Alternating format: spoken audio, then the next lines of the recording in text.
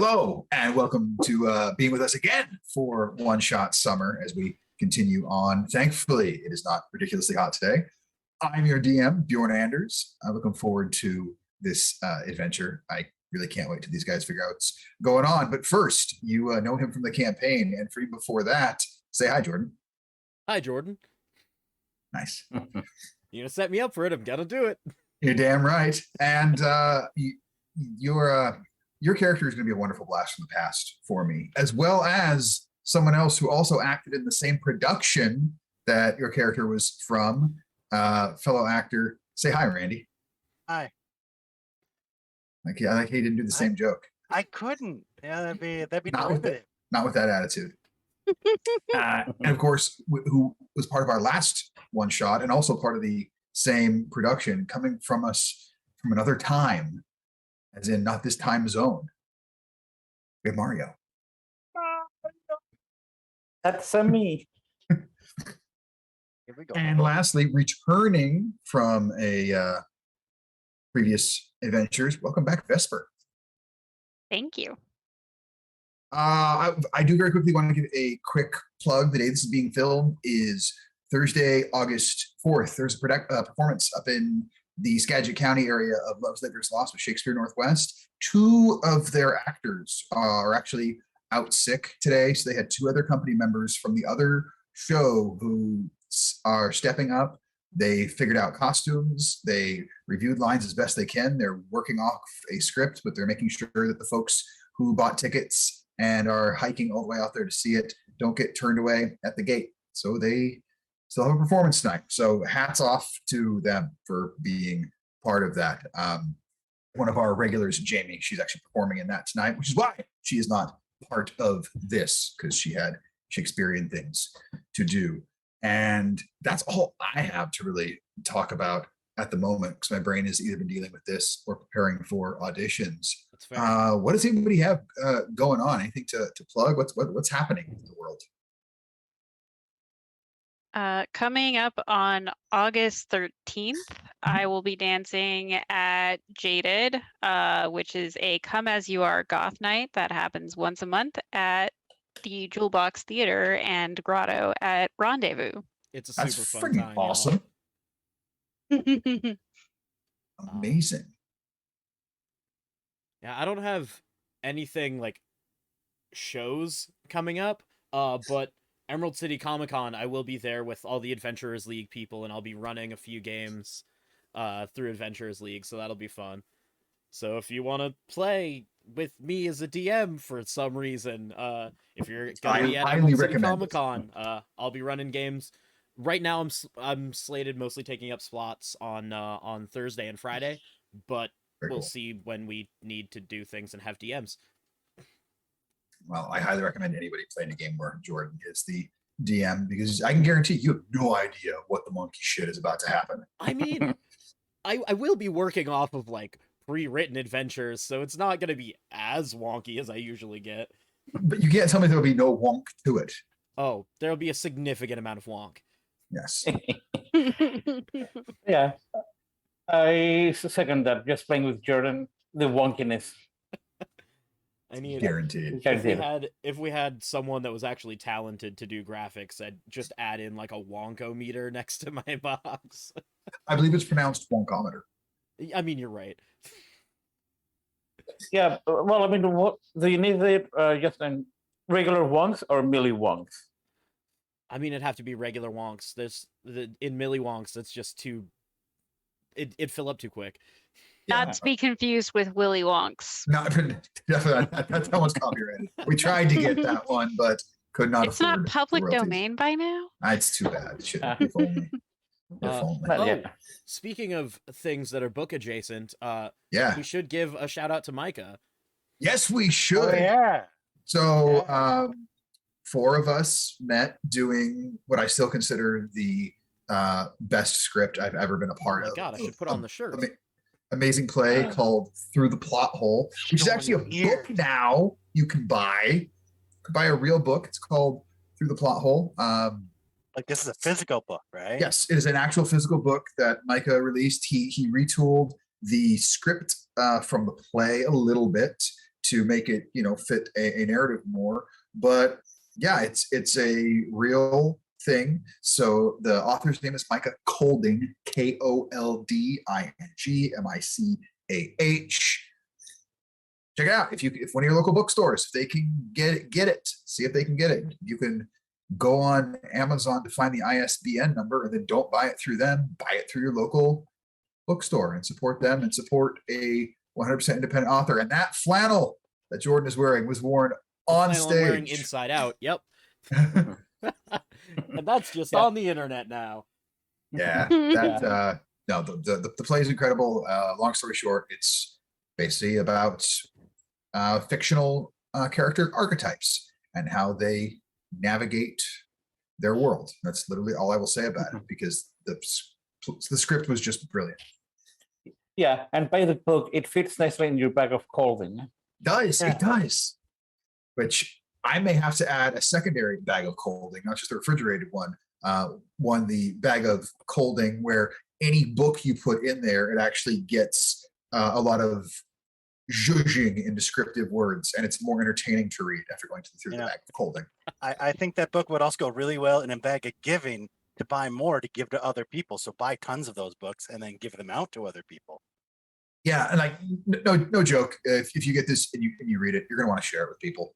It was so the only regret I have about that show is honestly just that more people didn't get to see it, because Micah's storytelling abilities are incredible, and I hope he's working on something else, and I hope I get to be part of another staged reading for him, because I will clear my schedule for that man any day of the week. Oh yeah. Yep. But all that said, I think it's time we dive in. So you all, two of you have known each other for quite some time. Part of this group of fictional characters known as the Disposables, sent off where there's work to be done. Two of the core members, the henchmen of some long forgotten villain simply named Guard, and the mystical sort of voice of reason of your group, the sage Master Sosaka. The two of them are off investigating some anomalies within the pages of fiction, which leaves it to Trey and the cat to be in charge of things. And you all have brought in these other two individuals, Little Flower and is it Corentin? Yes. Little Flower and Corentin, for what seems like a fairly easy job. Make a little money, do a little good. As you have heard, there is a museum where a large crowd has gathered, as they are affrighted of it. They want to burn it to the ground and have it be not a problem anymore. For you see, people working into the museum or people who have gone to visit the museum have turned up missing. And after a few days, pieces of them have been found in the sewers, bloody, bloated, shredded. And so, as the four of you begin to approach this large, angry mob outside of the museum, please describe who we all see, starting with Jordan. So Trey is a relatively unassuming bald black man. He's got a red flannel that looks like it's been to hell and back. As well as he's wearing what looked to be kind of ill-fitting black like replacement pants that don't go with what he's wearing at all. They look like they've been picked up out of just somewhere out of necessity. He has just a very regular looking leather backpack with a bunch of just odds and ends and random things in it, and on a shoulder strap kind of hanging to his side, he has what one can only describe as a cool ass gun. Walking alongside of him, what do we see, Randy? Very, but a tall, cloaked figure with a hood pulled up, who, those that know him, he is a tabaxi, hidden away in a black and white fur under his hood.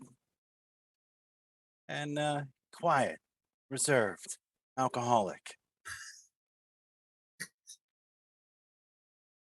And then recently brought in sort of as a trainee to the Disposables.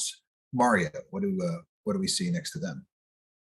Well, next to them, next to Cat, next to Trey, there's Little Flower, a fairy warlock who has a little sprite familiar, which is just like a mini version of himself, of themselves, just floating around them. You took a small sized creature. You've got a little tiny. Is it? Please tell me it's to scale. Like if you were to be medium size, the size of a bird that would be. So scale down for small. Yeah, like, Little Flower can't have a familiar that's bigger than them. I love this. No, I love this. This will not reduce the capabilities of your familiar at all. This just only adds to the comedic quality. I'm so happy. And then last but certainly not least of this quartet, Vesper. Who do we see? Corentin is a tall, somewhat gangly fire genasi, who has dark red skin with little charcoal cracks here and there across it. And he is wearing a dark blue wizard's robe, nothing super fancy, and has a backpack with a crossbow case on it. Love it. Oh, I forgot to add. Little Yeah. Flower's actually wearing like a Lisa Frank covers a t-shirt with actually a skull in the middle because they're a warlock after all. It's amazing. I now understand your background, and I'm so happy. I So- don't care what any of the rest of this story is. I need a TV show made just about Little Flower now, just off of that Ah. description. I would watch. I would Oh. watch. Oh, after the session, I'll let you know what the story behind Little Flower is, or where the name came from. Amazing. So as the four of you approach, you can see just outside the front door to the museum this middle-aged human male doing his best to try and calm the crowd. And most of them are very indistinguishable from another, just a large cacophony of angry voices, some of them holding torches, some holding pitchforks. You wonder if some of these villagers were actually brought in from other fictions just to fully encapsulate this proper old-timey angry mob. But at the front, you see this rather stout, bearded gentleman. I tell you, I've seen 13 people I know at least go in there, and not one of them has come out. It's time we'll burn this place to the ground, and we'll no longer have to deal with it any further. I don't care what's in there. I just don't want anyone else going in and not coming out. You can hear finally the voice of what you assume to be the curator of the museum. I understand that everyone is a bit frightened of what's going on here, but I have reached out to some individuals to help oversee things and perhaps possibly make things right and have there be an improvement. And you hear this rather boisterous and I don't get you're excited. It's time for action. And you can see that the curator is sort of dabbing at his forehead with a moist cloth. And you kind of get the vibe that unless somebody steps in and does something, this might get ugly before it gets prettier. What do you all want to do? Just gonna elbow. I'm just gonna elbow the cat and just. I think I've read this book before. Well, on the plus side, we go in there, stay the night, die, or kill it, burn the place down, steal half the things. It's a win-win, really. Why are we burning the place down? That's just always his go-to. If easier to explain what happened. Little flower. No, no. starts- Something gets burned down, I always get blamed. No. While this is happening, Little Flower's casting Druidcraft to create like the smell of a skunk just going towards the crowd. And as you do that, you can hear this boisterous individual. The front is like, you see, we'll have to do something for what I smell. People are truly afraid right now. I can't control what's happening in their trousers. Fear. They're shiting themselves here in public. They're so afraid. We'll have to take action. All right, what do you guys think? Should we actually do something? Maybe go in there, spend the night. Maybe he'll pay us. Now payment would be good, because, no offense, cat, but I cannot eat your food anymore. It comes in a can. I don't prepare it. I don't know what you want to tell me about. It's bad. It's chicken of the sea. It's got to be good. I mean, look at this. Friskies. I'm not having It's this fight with you delicious. again. I'm not. I can't do it. I can't. And Yeah, I just we should- start walking towards the loud guy. So if you come up there and you can see that this individual is, half of what he's shouting is at the curator and half of it back to the crowd itself, just getting them all riled up and just a lot of them raising whatever implements they have in unison. He'll finish another sentence. Then they're very clearly being largely led by this one individual. The curator sees you. Thank goodness. Thank goodness. I'm glad you're here.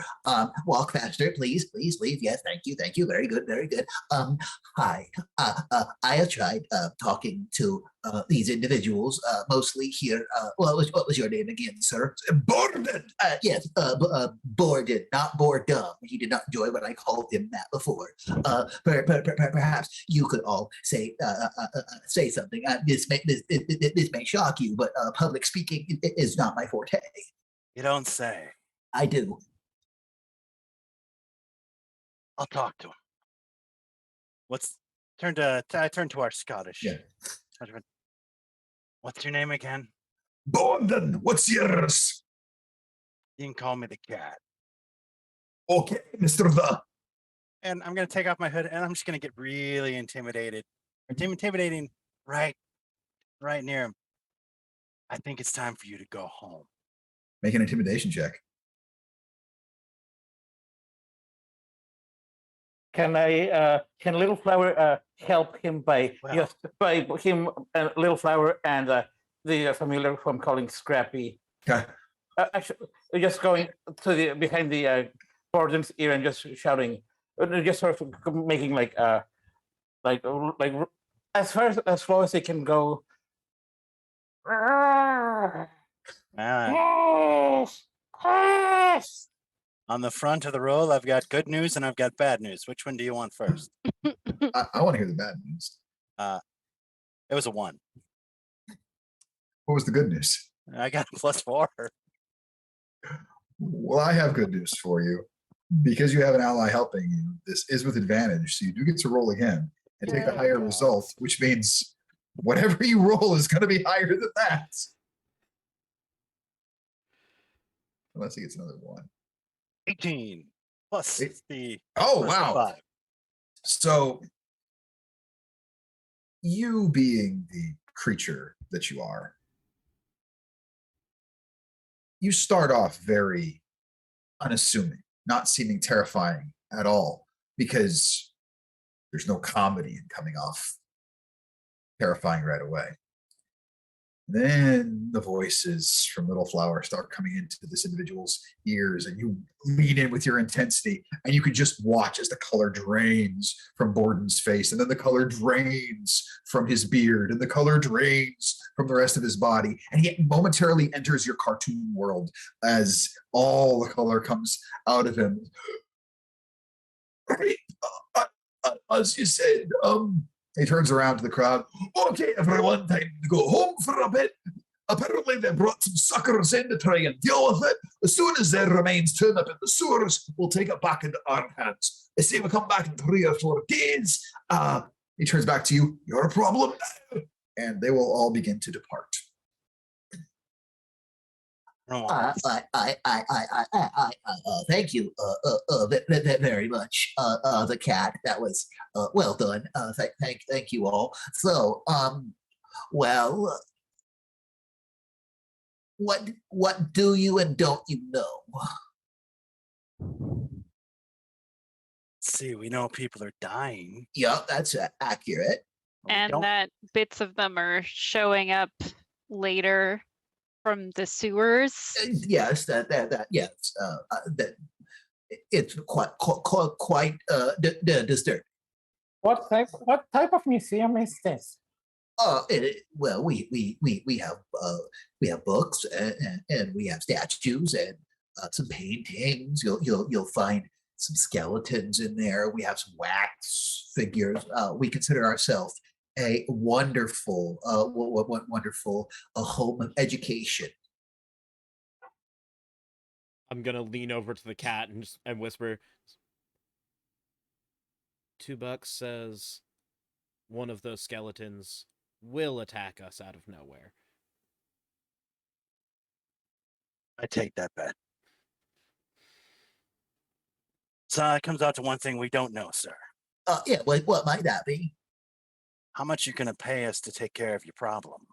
Oh, well, what you may or may not be able to earn is going to be entirely dependent on any sort of damage that is or is not done to the artifacts. So I am currently prepared to pay each of you. We will say 250 each, and it'll be subtracted any amounts of any damages you do within the museum. Good luck. I say 500 each, no subtractions, or we let them burn the place down. Make a persuasion check. Come on, natural 20. Is that what you got? Oh, Just for shits and giggles, Little Flower shoots an eldritch blast to the door of the museum, which is actually in the shape of a peony. Corentin also causes a small wreath of flame to blossom behind Randy, what's your character's name again? Kratchikor, just the cat. The cat. Okay, the cat's head. with those, I'll let you roll this with advantage. You want me to re-roll it with advantage? You get to roll a d20 2 times, take the higher result. Good, because Is that another one? I'm back. That's awesome. I'm not liking this. I'm not liking how this night's going so far. That's better. 10 plus 2 for persuasion, so 12. The artifacts are extremely important. If I allow them to be damaged and consider that no more than an oopsie daisy, that is not acceptable. However, since apparently whatever is in there is dangerous, we'll up it to 350 apiece. And just be careful you don't break anything important. I hear you're supposed to be good at this, so good luck, and don't fuck it up. Deal. Well, it is good guard isn't with us. It's very good. Now, one question before we go in. Uh-huh. Do you have any guidance as to, like, an area of the museum where people were last seen before they disappeared, or is it just kind of an all over? Oh, yeah, that's the thing. Kind of all over.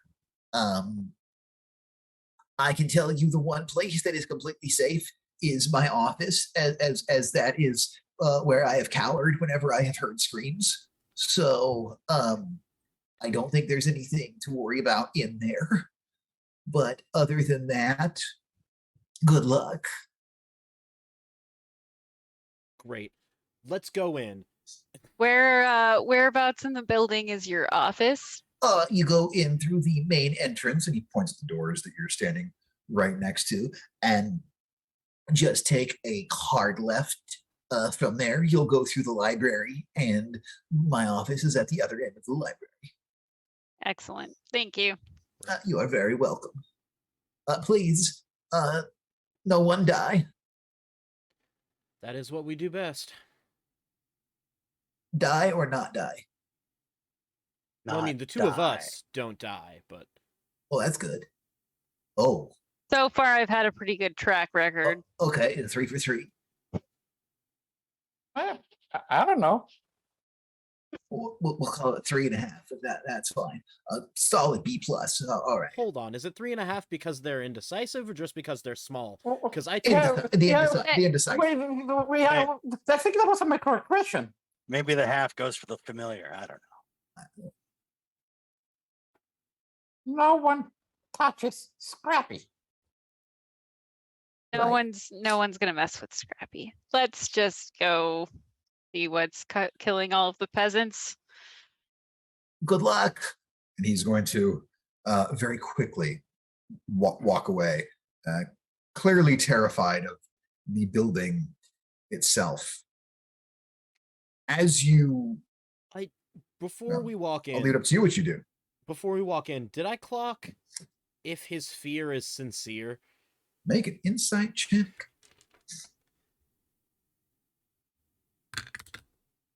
That's just fine. That's a 23. Yeah, like 100% sincere. You get the feeling that he wanted to get away from this building as soon as possible. He is afraid of whatever is in there, and just because of how important these artifacts are to him, is literally the only reason he was willing to put his body between the mob and that building. He's very, very glad to be leaving in your capable hands. Gotcha.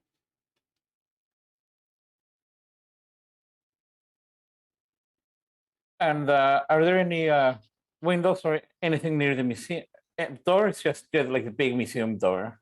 Yeah, the door itself is a very large museum door. Along the exterior of the building, there are a couple small windows you can peer in through. One of them allows you to sort of look into part of the library, and then that's to the left side of the door. So the right side, the area you're able to see it to, it looks like some sort of cafeteria. Or cafe, I guess I would say, not like cafeteria. It's not like a mess hall, but were it during business hours and all up and running, this is where one would go to get a little tasty something to snack on. Is there anything tasty to snack on? You don't know, you're outside. God. Only the, Well, only the there's me. clientele. Well, there's me. Well, shall we go in? Yes. Let's go. Yeah. Let's go.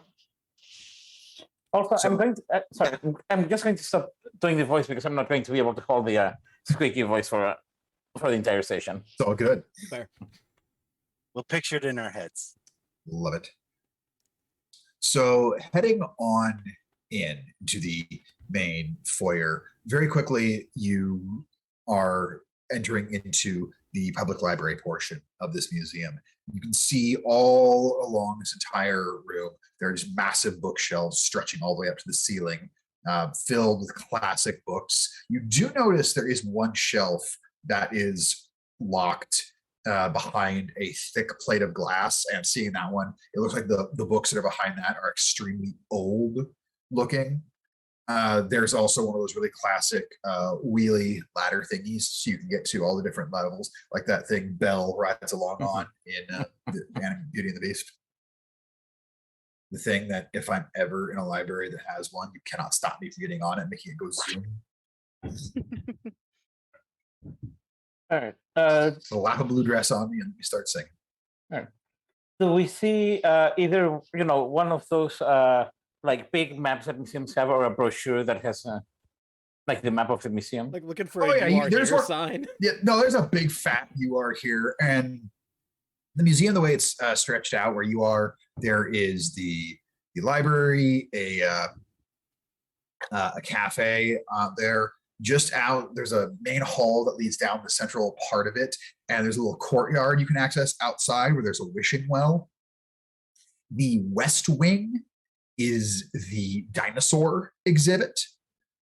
The eastern wing is the armory. And then at the north end, you're at the south end of it, and at the far north end, you find double stairs that will lead you up to the upper floor of the museum. And you assume there's a different directory for the upper floor. I guess the question is, everyone, do we take our chances, split up, probably get, Absolutely not, Cat. I was going to say, probably eaten individually. So stick together. Yeah. Has splitting up in the past for us ever worked out well? I mean, it worked out for us. We're still alive. Okay, yes, but The ones who split off, not so much. Yeah, and also When you're in like a spooky people keep going mysteriously missing and getting murdered situation, splitting up is like basically never the good idea. thank you, Corentin. Thank you so much. I do see just little fellow grabbing their head and going, I still cannot get used to the meta.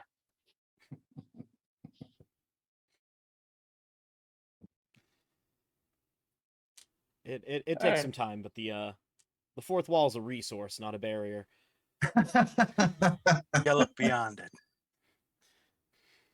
All right, so, well, didn't they say that the bodies were found in a sewer? So, should we look for a place in the museum that has access to a sewer? This Yeah, is that true. makes sense. Yeah, So good a place as any to start. start searching around. I guess we could, I don't know, check the cafe since there might be like a kitchen, Mm-hmm. you know? Okay. Yeah. Definitely Sure. not for any other reason. So there's cafe, bathrooms. All right. So heading on to the east, going to the cafe, this entire dining area, it is very clean and it's incredibly quiet. There are no signs of any disorder that would have been caused here ever. I would like to make it look like I am looking for any signs of people or like any Like kind disturbance. of like disturbance of like part of a wall sliding away or something. I want to make it look like I'm looking for that, but really I am looking for food. Okay. First, make a performance check, then make an investigation check. Okay. That's a 14 for the performance Okay. and a 12 for the investigation.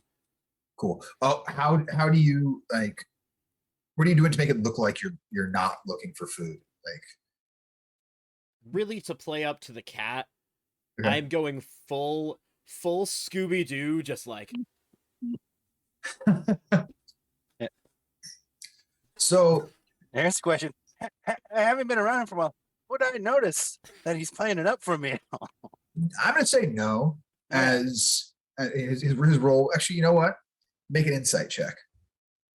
This would be It's, my the, it's Doing insight opposed rolls for versus that. his 14 performance. You gotta. haven't rolled yet, but I'm really like, I can just see this being the only natural 20 of the night if it happens. Oh god, that'd be perfect. Let's see. Said insight Yeah, 16. 16. Yeah, you can absolutely tell this is all an act, and mostly you're able to tell by the way his eyes light up a little bit. You don't find a lot in the way of food, Trey, because everything's been shut down, so anything perishable really wouldn't be there. What you do find is you find basically like a couple bags of nuts. You find some popcorn of a few different varieties. There's some boxed candy. Anything non-perishable is still out there. There are a couple bottles of water, some soft drinks that are now at room temperature, but I just scoop up like basically a makeshift trail mix, okay. and then every bottle of water that I can grab. Perfect. Yes. There are a couple bags of trail mix. So you can grab a couple of those and snag some water. Perfect. Quarantin snags a bag of trail mix as well and munches idly on it while doing investigation of his own. Roll investigation. As far as the quality of the trail mix, it depends on how much you like raisins. It is mostly raisins. Quarantin doesn't mind. Okay. Total dirty 20. Okay. And what is it you're looking for? Just any sort of clue about like what might be amiss here. So Anything that seems out of place or off. Within the cafe itself, nothing seems out of place in this room. Whatever has happened didn't happen here. All right. So it looks like this might be a safe zone as well as the office. Always good to know where to run and hide. Yeah. All right. Let's move on. And by the little fellow grabbed one popcorn and just started feeding their familiar. Amazing. And it looked like a feast for the familiar first. Oh, I'm sure. For a little scrappy. I say once you've all had your fill of the food, we can move on to another room. We're good. It's portable. Yeah. So as you come out of the cafe, the directions you could go is sort of southwest to get to the office. You can go to the west to get to the dinosaur wing. There is a wishing well outside. And then if you head to the east, that's going to bring you to the historical armory. Then, of course, to the far north are the stairs leading upstairs. I tap Trey on the shoulder real quick and let me like, I think we should decide this the old-fashioned way. Hold up my fist.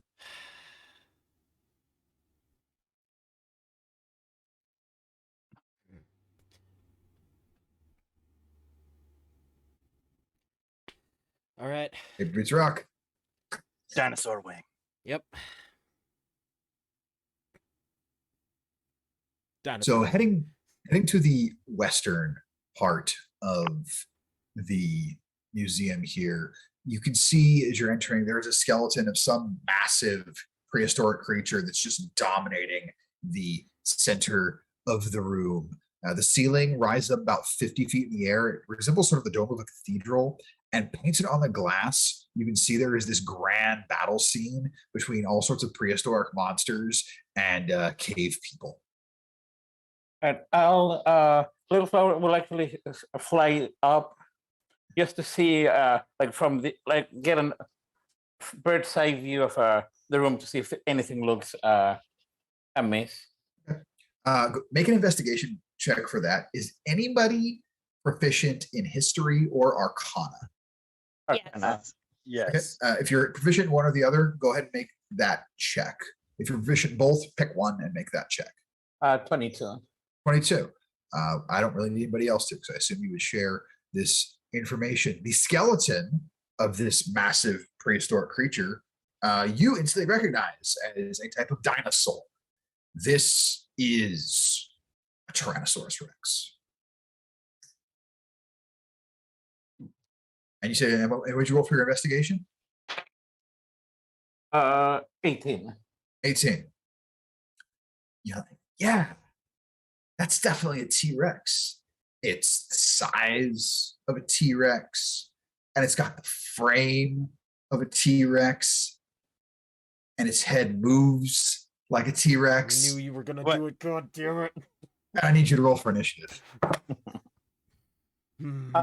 Quick question. Yeah. Do you want me to roll initiative for my familiar? Or You're feeling you just want go on your turn. Makes it easier for the initiative order. 8. 11. 11 for the cat. Anybody get better than 11? 12. Oh, okay. What'd you get there, Trey? 4. The lowest I Wow. could get. Wow. Was sorry,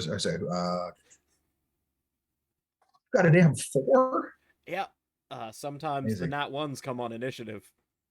Yeah, yep. Sometimes they do. Which one was yours again, Cat? 8. Or no, it was 11 Yeah, because I have 11. plus 3. Okay. Okay.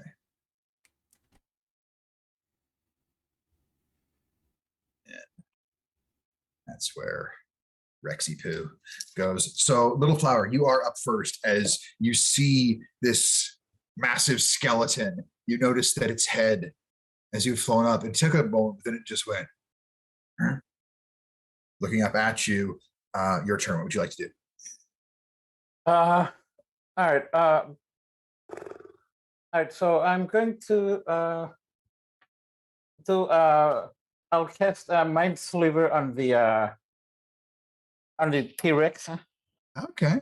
That is an intelligence save. Yeah, that's an intelligence save with the DC of 15. And quick question: does it say anything about? Do they have to have a minimum intelligence for it to work? No, you drive blah blah blah. No, it doesn't say a minimum. Okay, because I know there are some spells like that. Yeah. You said it's a 15. Yeah. Fuck me. I rolled a natural 16 with a -4. So go ahead and give me the damage. All right. So damage is just a 1. Okay. But it also gets Disadvantage on its next save, I believe. he subtracts 1d4 from its next 1d4 for the saving throw, which All is a 4. Subtracts for woo, nice. So yeah, you watch as this metal bolt flies out from Little Flower, striking this skeletal T-Rex, and it somehow roars without vocal cords. You're not quite sure how that happened, but that's the way it happens in the cartoons, and so I'm sticking with that kind of logic. Anything for your familiar? Yes, because I did take the Eldritch Invocation for the investment in Tone of the Chamber. It can make an attack. Lovely. So it'll use its little short bow. Actually, just realized short familiar using a short bow. All right, so it rolls a 16 to hit. That'll hit. Give me damage. 1 piercing damage. Okay. But the target must succeed on a DC 10 Constitution saving throw. Okay, that I don't think it's gonna be a problem. I don't. Okay, go ahead and subtract 4 from that. It was a 20 plus Okay. to become high teens. This thing's got good con saves. So that'll bring it to the cat. Quarantine, you're on deck. All right. Let's see. So it's focused on Little Flower. Well, I am going to draw. Draw on the rapier and charge it in for some swipes on its legs, take out its mobility. All right, make some attack rolls. Or make an attack roll, I should say. So you're level 3, so you wouldn't have multiple attacks. So what class are you? You rogue? Yes. Okay. 13. 13. That will hit. The familiar well, you guys both did range attacks, so there is no one engaged with it. So this would not be sneak attack, so just regular damage.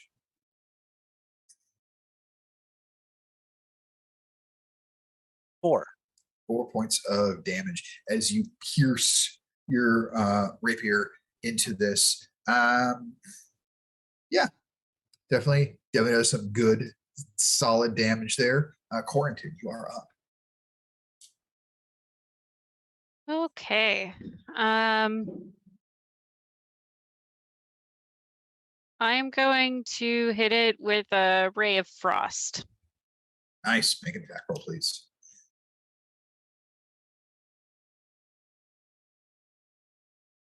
That's just a d20, right? Yep. Yeah, d20 with your spell attack modifier. Okay. 21. That'll very hit you damage for that ray, please.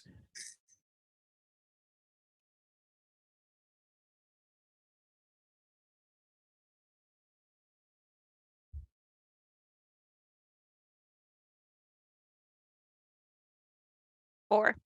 4 points of damage as this ray, as it ices over part of its body, slowing it down a little bit. You don't know how much that slowing is going to matter with how much reach a creature of this size has, but damage was definitely done. Anything for bonus action? Not this round. Alrighty. It is the T-Rex's turn. 3 of you have, actually, 4 of you have attacked it, if I include the familiar. 3 of you have hit it. The familiar did very little. Little flower did very little. So let's first attack the cat.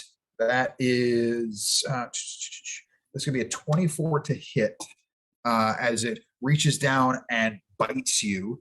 And cat, you will take, from its bite, you take 8 points of bludgeoning damage.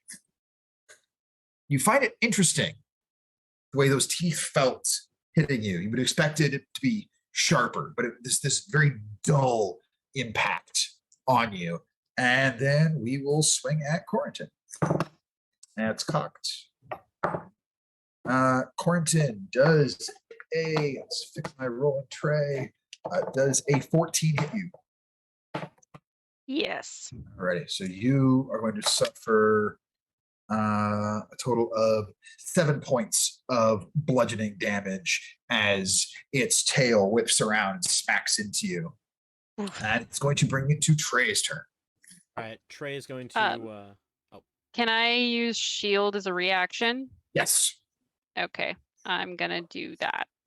You watch as the tail's coming in, and then Quarantine's putting up this arcane barrier, the tail smacking off of it. Here's Trey. Trey is going to flip this coin that looks like it's from a completely different world, probably some kind of like fantasy kingdom. Looks like it's from like Cinderella, and Love then it.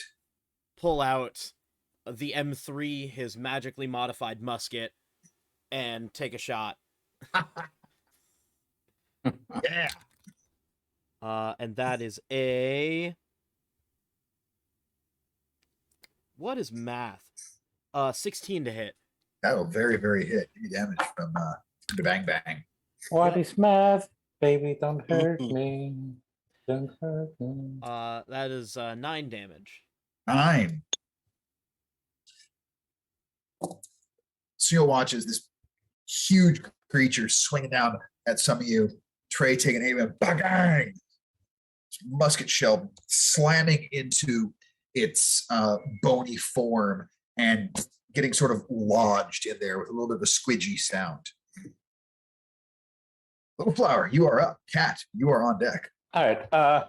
As I'm still flying above, do I see anything above the T-Rex or anything that could be dropped on it?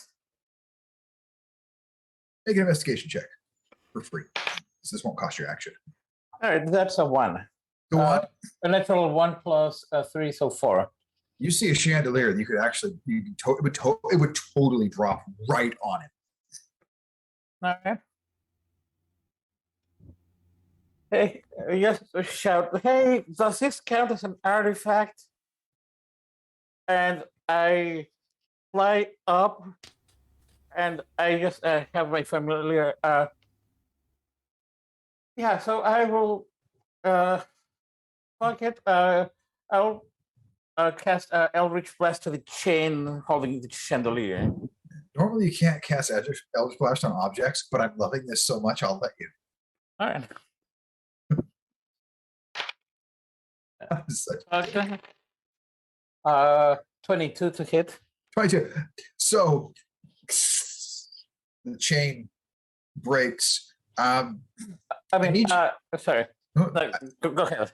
Because you- I could to get closer to the rules, I can cast Shatter if you prefer. No, I'm fine with the Eldritch Blast. I'm not going to make you burn a spell slot for this, especially with what's about to happen. Vesper, you're 1-2. Jordan, you're 3-4. Randy, you're 5-6. Mario, roll a d6 for me. Can I acrobat out of the way? We'll see what happens. 6. 6. Cat, make a dexterity saving throw. As the chandelier, full Phantom of the Opera, is just coming straight for you. 17. All right. 17. You're a cat. You're nimble. You're lithe. This is what you do.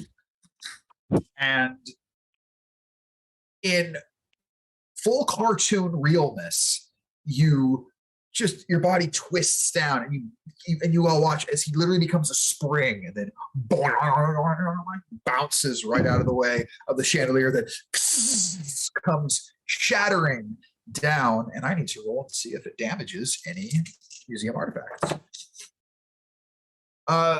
You watch as you're pleasantly surprised that what you would think would be massive amounts of shrapnel from this just scatter out flat across the floor, clattering in all directions. Didn't seem to damage anything else, but yet, Cat, you completely evaded that chandelier. And you quickly realized, Little Flower, that how sure you were that was going to land right on the T-Rex. You didn't quite account for the curvature of the dome of the top of this room. Like physics and architecture. Sure, those are words that I know. Your familiar can do something, but that's your turn. Yeah, my familiar will just fly towards me and start humming the Phantom of the Opera. Of it. All righty. Cat, it is your turn. Is it dead? Well, okay. Is it dead again? The T-Rex? Yeah. You don't know. Are you expecting about something being undead? Well, I mean, it was a skeleton, It's right? So it's definitely you Is it- see a skeletal T-Rex moving around, roaring and attacking shit. well, damn. Going for the head. Gonna try and flip my way up there and run my sword right through its eye sockets into that empty brain cavity and see if I can just. Alrighty. I'll allow you to scamper up it without too much issue because that's hilarious, and we'll see if that goes badly for you. But go ahead and make an attack roll. And I have a cat at my feet. Ooh, Hi, Cleo. this is fantastic. Let's see. It's fine. 24. 24. That will very much hit. Go ahead and roll some damage.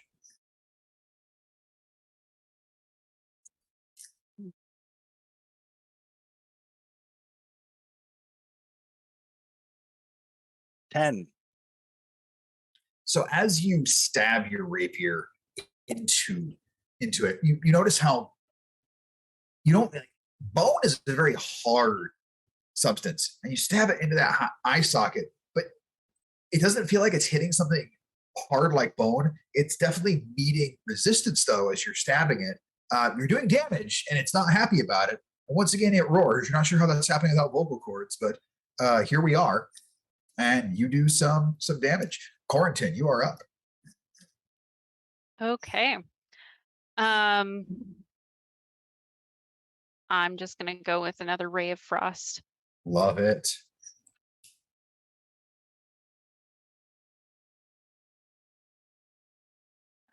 8.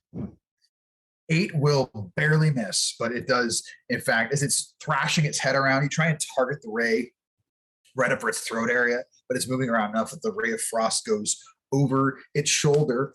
There is painting behind it. So what I need you to do is roll a d6 for me. Let's see if you damage the painting. 1. 1. Ray of frost hits the painting, and you just watch as it, and you can see it begin to crack, and then almost cartoonishly, you have a feeling it was pretty old. It was pretty old. Mark down. We'll just blame the dinosaur. I Painting's don't think destroyed. that's gonna stop that tight ass from taking it out of our paycheck, but you know. It's now the T-Rex's turn. It does not like you up on its head there, Cat. So it is going to try and slam its head into the wall with you in between. So go ahead, and I need you to make an athletics check to try and do a chin up to get up on top of its head. This is a strength check, not dexterity, because you just have to try and muscle up.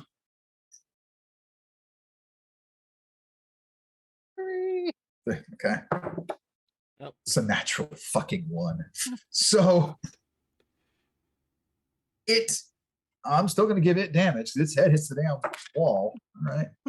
So plus strength modifier. Oh damn, that was not an insignificant amount of damage. As it boom smashes its head into the wall, trying to hit you. But because a T-Rex's head is shapes, you just full on decide to be like, hey, I'm a cat, no bones. And you just go into one of the skull cavities as best you can. And bam, its head slams right into this. And you almost hear this kind of squelching sound as its head smashes against the wall. Its bell definitely rung. Trey, you are up. Just another shot with the M3. All righty, make an attack roll. That is so close. That's dirty 20. That'll definitely hit. Go give me damage for it. That is maximum damage for 15 points of damage. 15 points of damage. So as you fire the M3, hitting it right up in the rib cage area, you see what almost looks like a fleshy mass begin to appear as you hit the area where the rib cage is. The whole torso of it kind of undulating from the impact, and its body starting to twitch and almost resemble a liquid state at points. It's looking real rough. Little Flower, you are up. Cat, you're on deck. All right. Do I notice that fluid that? Oh yeah, you super do. All right.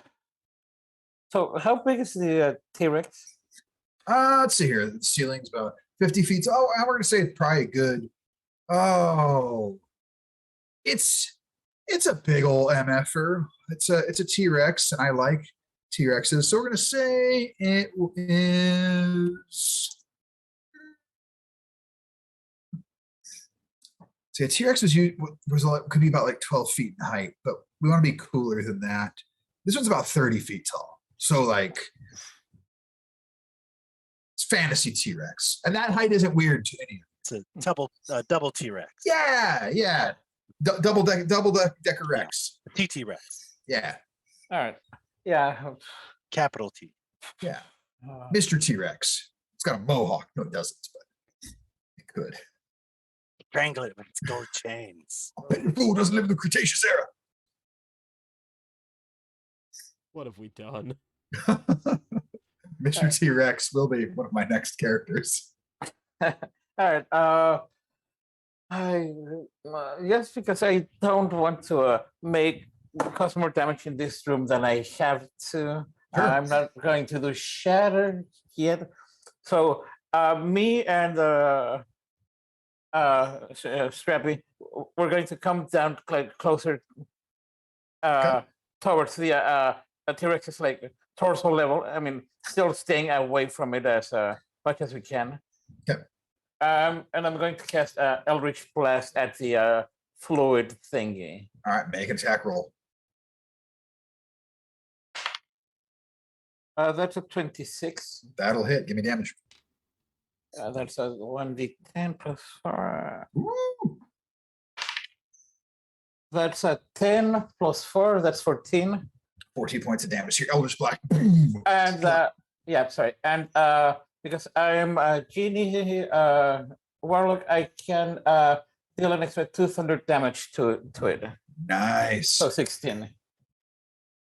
So this Eldritch Black hits it. You watch its form buckle, and there's this extra shout of thunder quaking its entire body. Cat, your ears are big like radar, like satellite dishes, and so it's very loud to you. But you're all right. You've traveled with Little Flower a bit. You know what they're capable of, and some severe damage to it. This thing's looking really friggin' rough. Is your familiar doing anything? Yeah, it's going to grab its short bow and also attack from distance. All right, make an attack roll.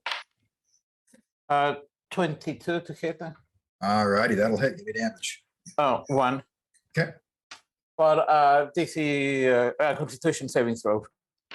Yeah, I'm fine.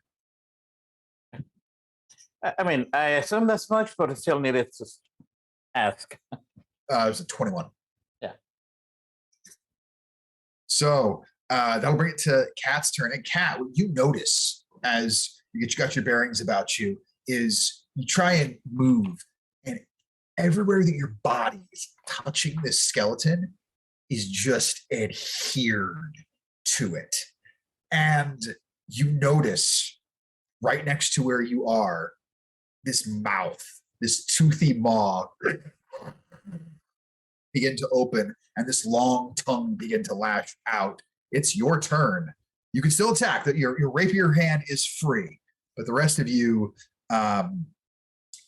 would be considered grappled. Is there any way to get out of it? You can use your action to try and escape. However, you feel like you're extremely well adhered. This would be very difficult to try and escape from. You may try. It would be an acrobatics check, but it would be at disadvantage. But this toothy, I'm basically adhered in there, and this toothy maw is starting to open. Like Yes, or you can just stab the thing. I'm gonna stab. All right, make an attack roll.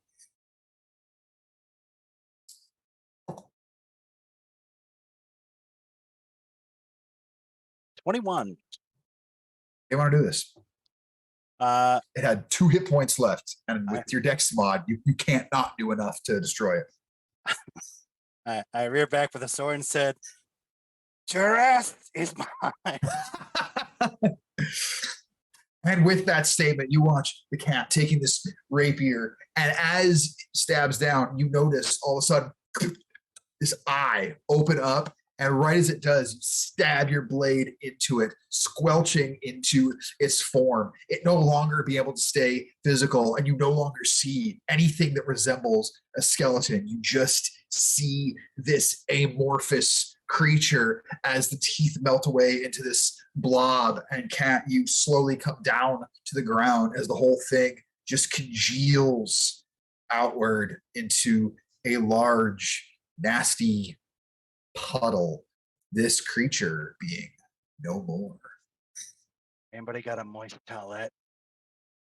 No, but I have something for you. And with Druidcraft, I make a little like a strand of a catnip blossom, and then just hand it to the cat. Sorry about the chandelier. What? Okay, chandelier, painting. I didn't see anything. You see anything? It was like that when we came in. Yeah. It's Yep. earthquake. Now for the goop, which Yep. we ever Yeah. seen anything like that before? Oh, are you proficient in Arcana? Sure aren't. I am. I am. I am. Anybody proficient in Arcana may make an Arcana check. 12. 14. 8. 14's enough. DC was 13. It's lucky 13 on this. Kat, you've you've seen a lot of weird stuff in your time. You're a cartoon character. So things outside the realm of the laws of physics or outside of normal reality are very average day to you. You've heard of this kind of creature before. This is the first one you've ever seen. This is a mimic. It can. Hi, Jordan. How you doing? I've never fought a T-Rex skeleton mimic. That's a new one. Yeah, I put that in there just for Jordan. I love mimics. Yeah, this is a mimic. It is a creature that until it reveals itself, no one is well trained enough with their eye to spot one. And if they touch you, they are very, very sticky, and they have quite the fortitude. Very, They're sturdy. very sticky. They are mean, and they are very, very hard to get away from. It's all you. Yeah, that is what you know about. And as you think that, everything about it makes sense. The fact that the teeth felt more like blunt damage, and that everything felt a little squelchy when you stabbed into it, where you went, okay, yeah, that checks out. And it could roar without lungs or a Correct. tongue. Correct. Yeah, this is, or I should say, this was a mimic, but it is no more. So Trey, does this count for your bet? I mean, technically, it wasn't a skeleton. I mean, I'm not gonna say that counts. It's goop rather than bones. I mean, also when I said skeleton, I kind of implied humanoid skeleton rather than a. You know, I don't know. I mean, a skeleton's a skeleton. This is true. I'm feel like holding you're- out that we'll run into more. I mean, considering that we are here, there's gonna be more. You know, if there's one mimic, that means almost everything in beer can be mimicked. Like that chandelier, definitely that was a mimic. Do they Mhm. usually travel in packs? That you're not you're not sure of there, Cat. I mean, So yeah, your little flower, your sprite does go over and start shaking the tree in there. Not a whole lot happening there. However, interestingly enough, Trey, sort of as you say, you hope another one turns up. You notice a rather large humanoid wearing a loincloth, holding a very, very large axe, charging in all of your direction. And we'll just pick up in initiative order where we were at. So the cat had just gone. Quarantine, you are up as you see this large individual, very, very, very muscular, sort of romance novel-esque in his physique. Okay. Looks freshly oiled. Um. I hope he's not sticky.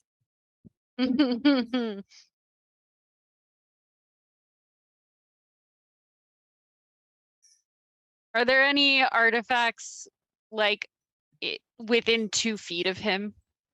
No, this one has gotten away from a lot of stuff that's around and just sort of making a beeline towards y'all. Okay. See.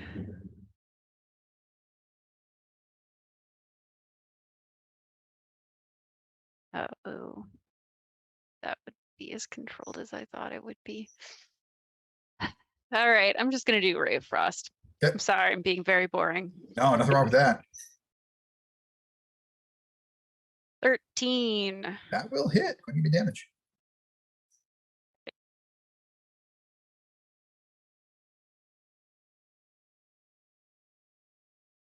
Five. 5 points of damage. This ray of frost collides with this creature, slowing it down a little, but not enough to keep it completely away from being able to reach y'all. Any bonus action or anything else? Nope. Alrighty. It will get in close enough, and it is going to swing its big ol' axe at you, Trey. Yep, that makes sense. If I told you it was a natural 20, would you believe me? Yeah, because it's that bronze. It's not. Goddamn. It's not, You but I just mother- wanted to throw it. It does hit you, however, as it is a 23 to hit. Yeah, sure will. It's going to swing its great axe down upon you, and as the blade of the great axe connects to your body, you will take 8 points of bludgeoning damage as the edge of this great axe hits you. And its movement continues moving forward, and it does enough to slam into you. That one, that might not hit. Does a 14 hit you? 14 does not. You feel like the ray of frost slowed it down just enough that it tries to collide with you, and it just stops short. It has a full-on moment of and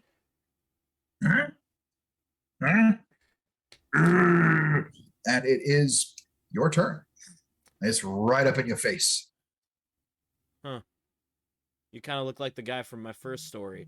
And I'm going to, despite being at disadvantage, just point blank with the M3. Yes. So disadvantage, that's 13 and a 15 on the die, so 18 to hit. That will hit. You didn't Great. even need your modifier. This thing's got a low AC.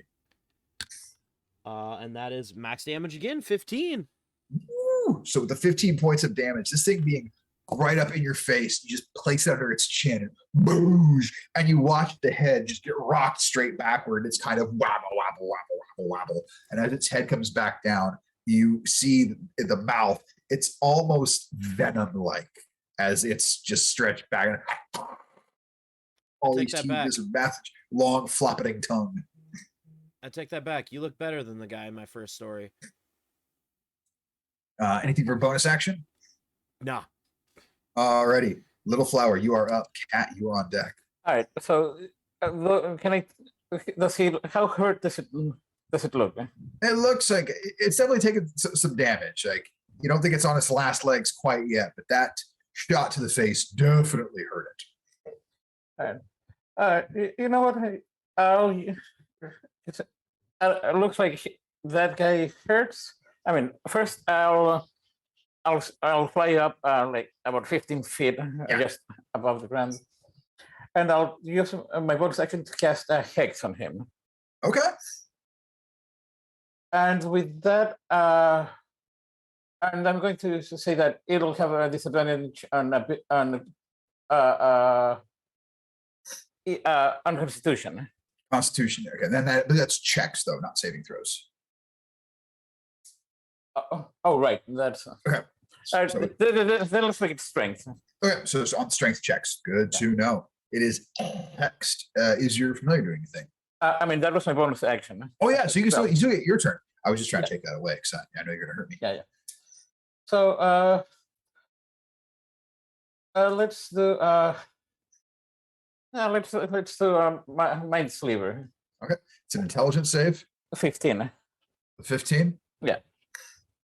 Nice. What's mine? Okay. Yeah. Just give me the damage. All right, that's 2 plus 2 thunder damage. All right. So for 4 total. Go ahead and roll that D4 so I find out how much I have to minus for my next all right. saving throw. Please. I love Mind Sliver. It's such a good spell. Just 1. Okay. You still watch this thing looking very unhappy, still right up in Trey's face. Just this full-on halitosis right in your nostrils there, Trey. Gross. And You've shared a bunk with the cat before. It's not that different. and I'm going to can I ask my familiar to hold a help action to whoever's trying to attack him next, just to sort of like try to grab the creature's attention. Yeah, I would say you would know the cat being a rogue, since he is next. If you use the help for him, he can get the sneak attack. He hasn't been able to do that yet. All right, So let's do that. cool. Cat, you are up. It is your turn. You are being helped by the familiar. How is your help familiar like doing the help? It's just like buzzing around, basically. Like, Sure. I mean, Okay.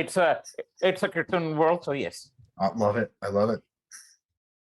So, Actually, instead of it's doing like a little can dance. Yeah, yeah, and like, and all you can hear music from nowhere. Dun, dun, dun, dun, dun, dun, dun, dun, dun, dun, dun, dun, dun, dun. Now it is the cat's turn.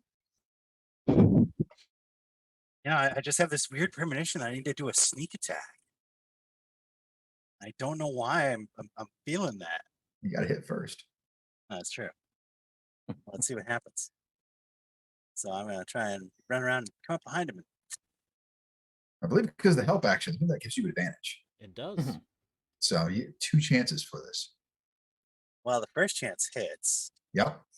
That's Roll the second time to see if you get a 20. 22 on the first one. Yeah, more than hits.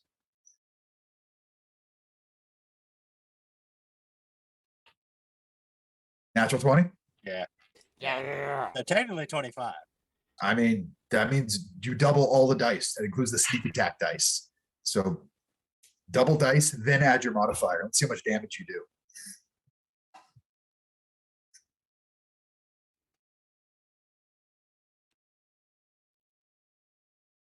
Yeah, that is sneak attack. 2d6. Oh, 12. 12 total? Yep. So that was 46 plus 2d8 plus your dex mod. 2d8. I forgot the 2d8. Yeah. That's what I forgot.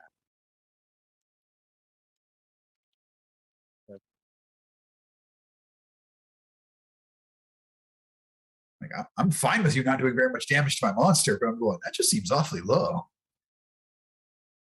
Sneak attack crit, roll all ones. I've done that. So 20. 20 total. There we go. So as this thing is right up in Trey's face, and you're being helped by the can music from this animated familiar, you take your sword and you grab the tip of it and you crank your wrist of it, and it turns it into a corkscrew. You plunge that right into its chin, and as you push the blade upward, it and just opens this thing's head up like a bottle of wine, and it fluffs down to both sides. It is no longer.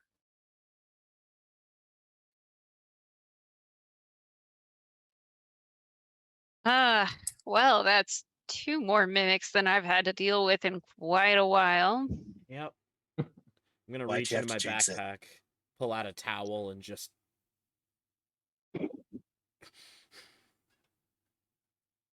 Shit, At least you remembered your towel. always remember a towel. So, anybody want to take bets on what the next mimic will be? Well, I don't know. It seems to be coming from that way, and I point at the way that it came. I guess it's all keep going that way. Otherwise, they all just keep coming here.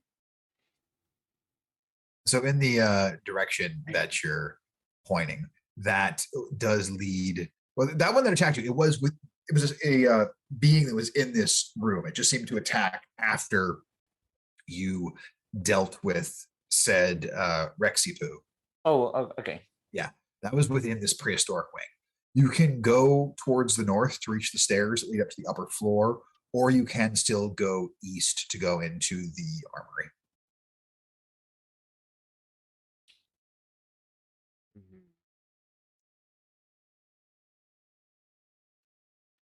Anybody? Not again. I don't know. At least there's armors at the armory, so that might be something helpful.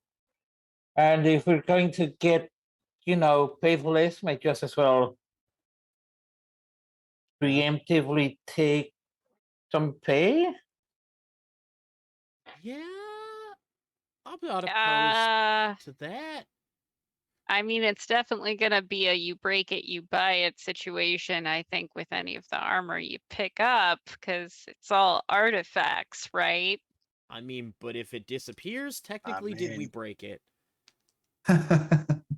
If it disappears, it was just a mimic. Well, we can go at least take a look, but I don't have high hopes that this is something that will come out ahead on. Well, give me, before we move on, I know this might sound weird. Give me 10 minutes to do a thing. So I made this thing. Yeah. Okay.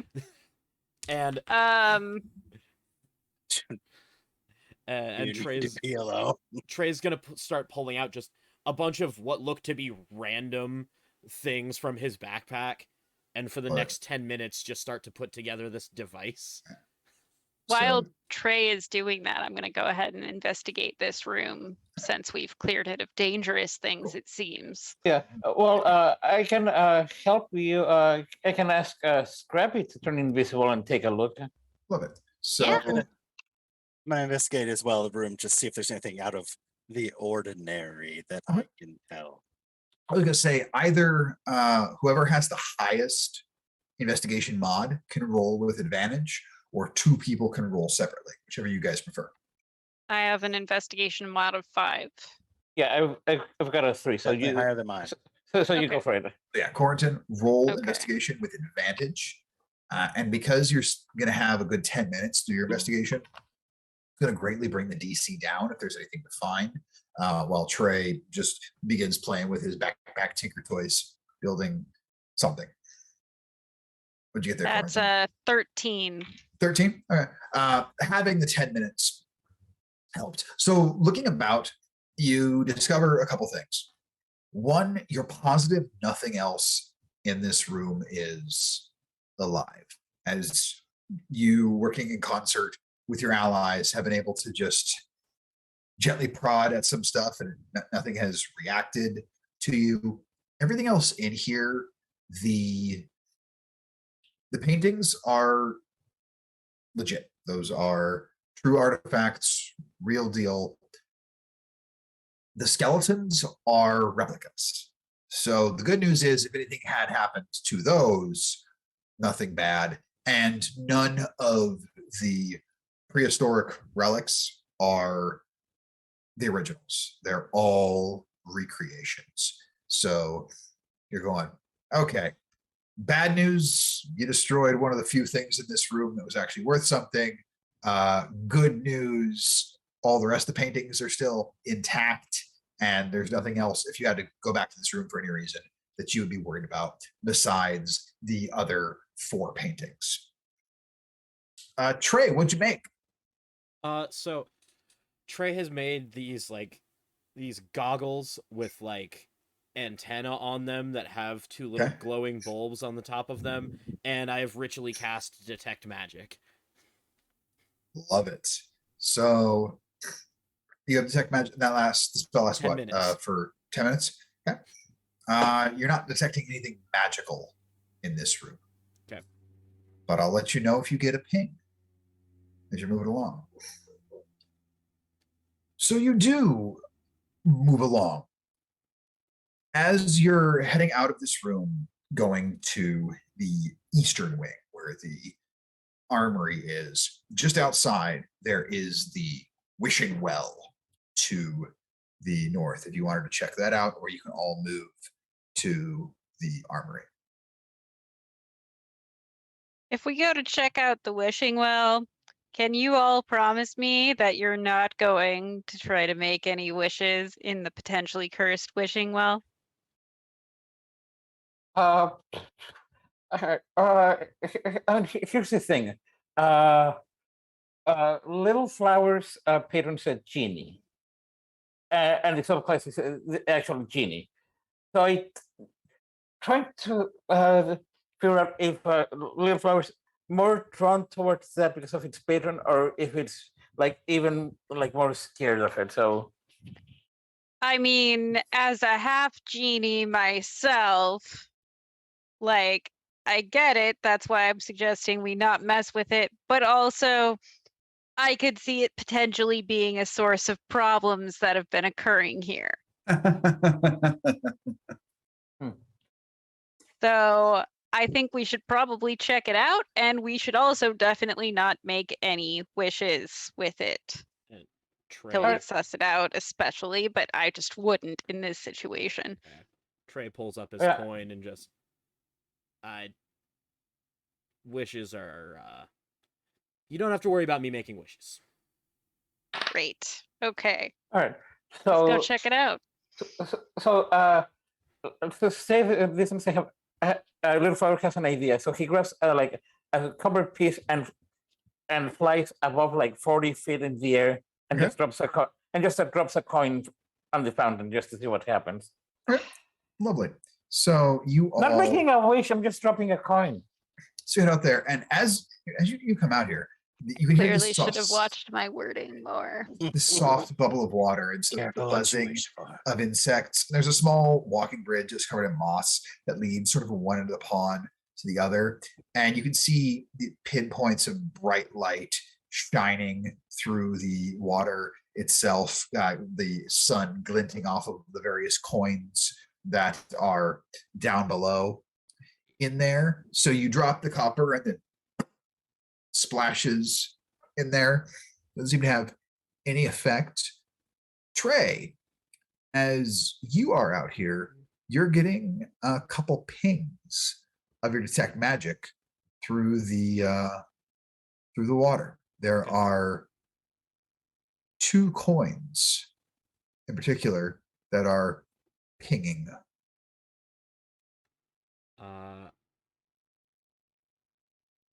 I will ask you the question that I hate being asked as a DM. Yeah. What school of magic are they? School of Magic are they? I would say for this, they are divination. All right. So I see 2 things in that fountain. Corentin, they seem to be the magic that you do. Divination Yeah, and coins? yeah. The aura of magic coming off it's very, very, very faint, but you would consider this divination. Yeah, it doesn't look like it's much, but it's certainly there. I don't really know what that could mean, but you did mention not making wishes. Wishes being magic? Yeah. Yeah.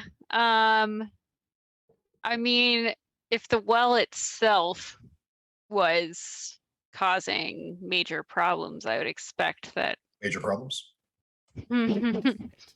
I would expect that it itself would be wholly enchanted, not just a couple of coins in there, but definitely people could have caused some problems with some divination magic infused coins. So how many coins do you think would cause a problem? Like 3 coins in a fountain would cause problems?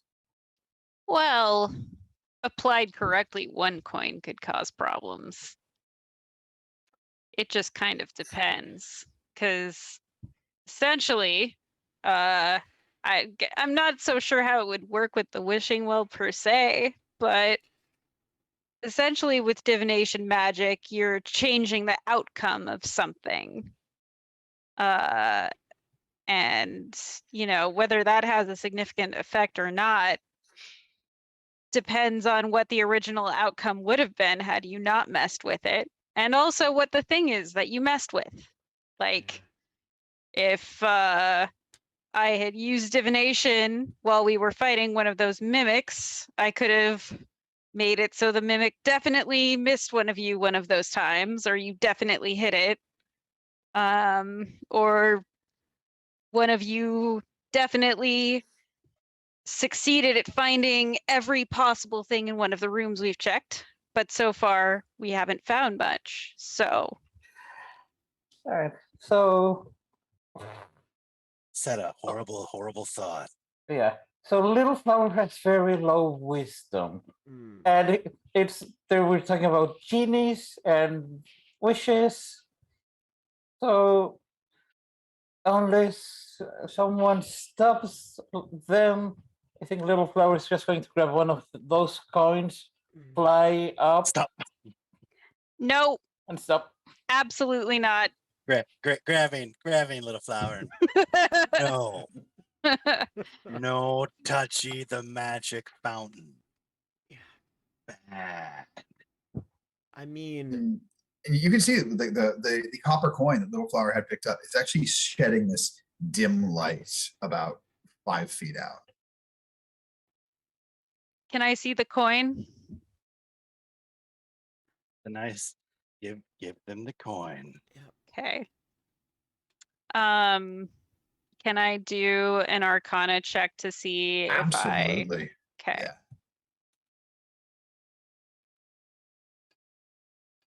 Ten. 10. That's actually good enough. This is a common magic item. Very quickly, all your concerns washed away. You've seen these before. For people who are well versed in magic, this is a child's toy. This is what is called a coin of delving. If you drop the coin from a height of more than 5 feet, the tone it makes when it hits, you'll be able to tell exactly how far that coin fell.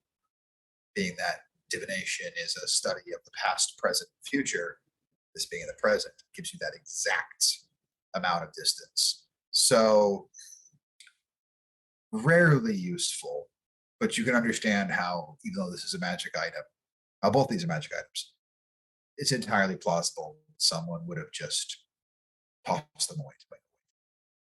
Does the other one seem the same? Yeah, they're the same thing. Okay.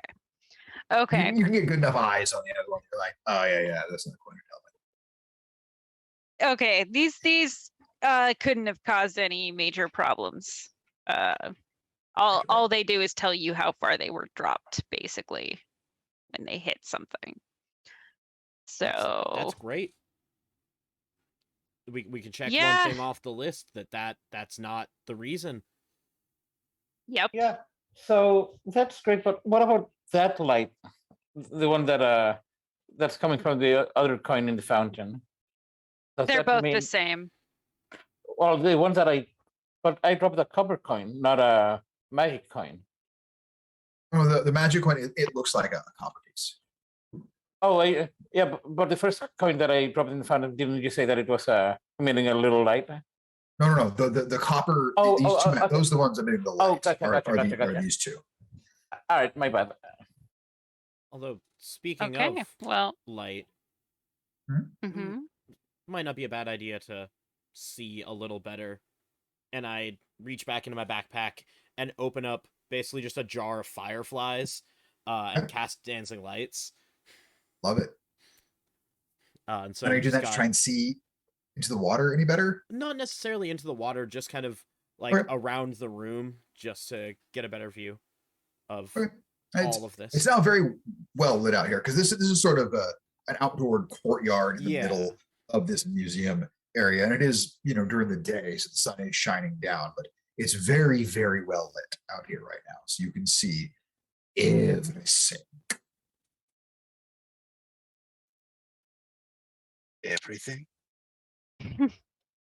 Well, we might find Should out. we? Well, since we're out here, do we want to also investigate this space? We should. Two of you I can make will. individual checks, or one person can Ooh. investigate with advantage. Nat 20. Okay. Well, So you notice a few things. First thing you notice is the grass it's very well maintained. So whoever does the landscaping here, top notch. Of the vegetation out here, 3 of the trees are fake. Nothing bears any sort of fruit. You imagine it's the liability thing. But you also end up noticing in the water, you assume is it someone water? probably dropped this at some point.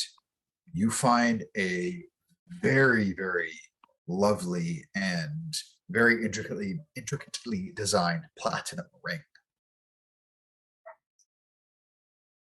And with an investigation that high, I'll just say, you feel like if you got this ring appraised, it would probably be worth about 200 gold. Well, this will make up for whatever that guy takes out of my check for that painting. So,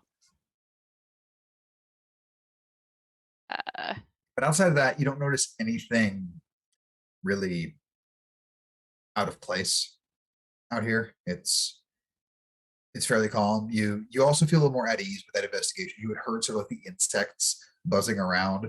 You don't feel like this is like flies on corpses. This is of what flowers are on some of the vines that go upward, sort of bees going from flower to flower, dragonflies flitting about, some butterflies. That's everything you're encountering here, bug-wise. Nothing to be overly concerned about. Are there any little pebbles or rocks? Just like little Sure. things. Yeah. I'm just gonna pick up a few and then throw at each one of the fake trees. Okay. Just checking. Uh, Yeah. So from the courtyard, I guess, are there any, can we see if there are like windows or stuff on this for the second floor of the museum? So yeah, there are a few windows that you can see up on the upper floor. All right, so I'll go up and just try to see through the window into the second floor. Sure. So flying up and peering in, there's not a ton you can see up there. However, what little you can see, you are able to notice there is a room that has some what looks like very old and fragile clay artifacts that seems to be at the top of the stairs that lead down below. And you can also see a room that looks like it has a bunch of marble statues in it. That would be to the east once you go up the stairs. There are some windows to the west. You can see through them, but it's kind of hard to see much of what's there, as this is sort of the upper walkway that was above the room where you fought the dinosaur mimic. Okay. Yeah, I relay that to the to everyone else as play down. Then my gut says we're gonna need to go up there.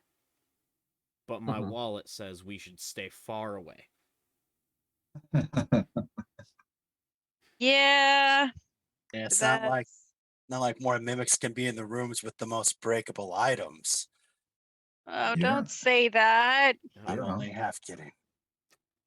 You did. Now you jinxed it.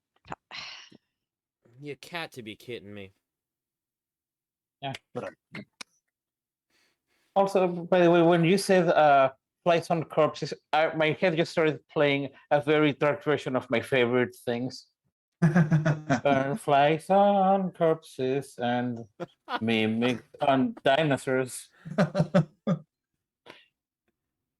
Pirate gymnasts that shoot water streams.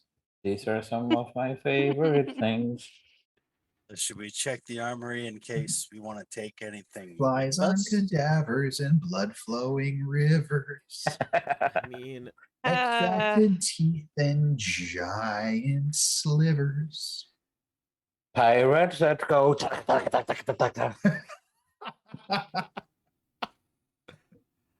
I guess. All right. Well, Alright. let's. Let's Call back to our last one. Do we want to go up to the terrifyingly breakable things rooms and get that over with, or do we want to hit the armory first? I think getting going to the breakable things is over with is probably a good call. What could Yeah. possibly go wrong? Everything. Any of you got Thunderwave? No, thank God. Just get it over with. Boom! I All mean, right. I do, but I'm not gonna use it. I do, and I also have Shatter.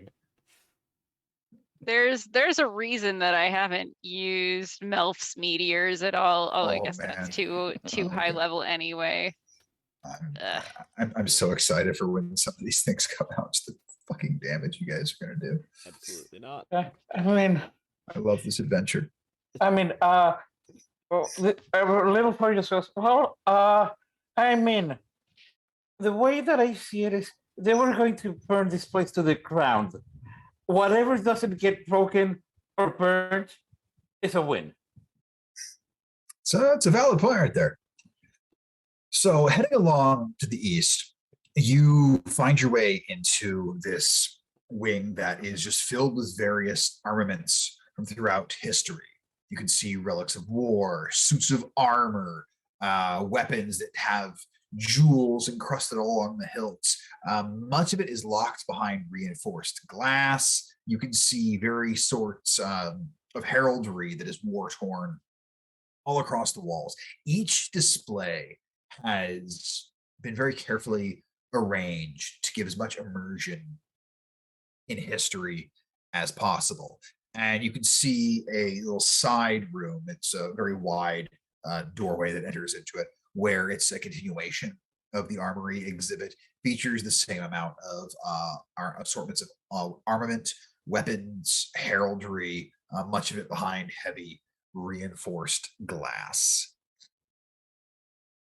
And when I say, armory, like there's somewhere you see like full on, like behind the glass, you see a lot of the more ornate stuff. And then out amongst the displays, not behind the glass, you see full like suits of armor, like knight in shining armor, like a couple standing there, slightly leaning forward, holding halberds. There are a couple along the west wall that the amount they're leaning forward, it's just, you don't know quite what's holding them in place, but they look like they're a little heavy to be leaning at that angle. Nope. I'm just gonna try something. Okay. Shooting sword, pulling out my longbow. I'm just gonna shoot an arrow at one. And one of the ones leaning forward. That one's on my paycheck. Make an attack roll.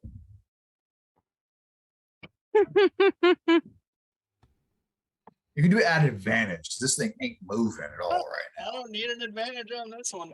Nat 20. Double the dice. Just double all the dice. So double damage dice, double sneak attack dice. This is counting as a sneak attack. Figures nat 20 on the first attack on an This is inanimate great. object. So this is 2d8 plus 4d6 plus dexterity. So I have a feeling that we're just attacking a valuable object. I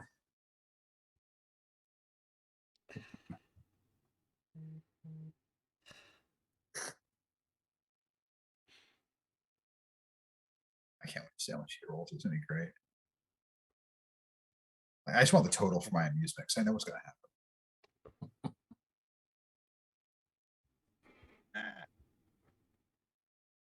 1 second. This is, see, math is hard, and that's why it should, math is only useful for your role-playing games, because using it in your everyday life would be too much work. I mean, It's brought to you by my educational experience. So what? How many dice did you say there, Bjorn? Since it is a sneak attack and you roll a nat 20, That's right. and you're using a longbow. so it's- Yeah, short bow. Short bow. So roll. That's what's throwing me off. Oh, I see. Yeah, roll 6d6. yeah, 66. And then add your dex mod. All right, because I was looking at the short bow, I'm like, Yeah. D8, Yeah. come on. I for some reason I was thinking longbow. Yeah. I know I was thinking longbow is because I play martial classes, and when I do, we use longbows because I don't use bows as a rogue. How much damage you do, Randy? All of it. 29? Yeah, baby. So he watches the cat somewhat nervously. Goes to put in the short bow, and full on, just cartoon turns into Robin Hood in this moment. You can hear the heraldry of horns right before he fires, and this arrow flies out right into the breastplate of this plate armor, and like bowling pins from an episode of the Flintstones, just all pieces of this armor go in all directions like shrapnel. The helmet just spinning in place. The breastplate pinned to the wall. The upside. This obviously was not actual well-constructed armor. Otherwise, your arrow wouldn't have fully pierced it like that from this range because you're using a short bow. So you don't feel like you destroyed anything of value, but unquestionably, this was not a mimic. It's just an empty suit of armor. The So now- sound of this, a cacophony of noise. I'm gonna cast Mage Hand and just have it lightly poke, since it can't damage things, Sure. some of the other suspicious looking suits of armor. As you're doing that, I need everyone to make a perception check. Yep, here we go.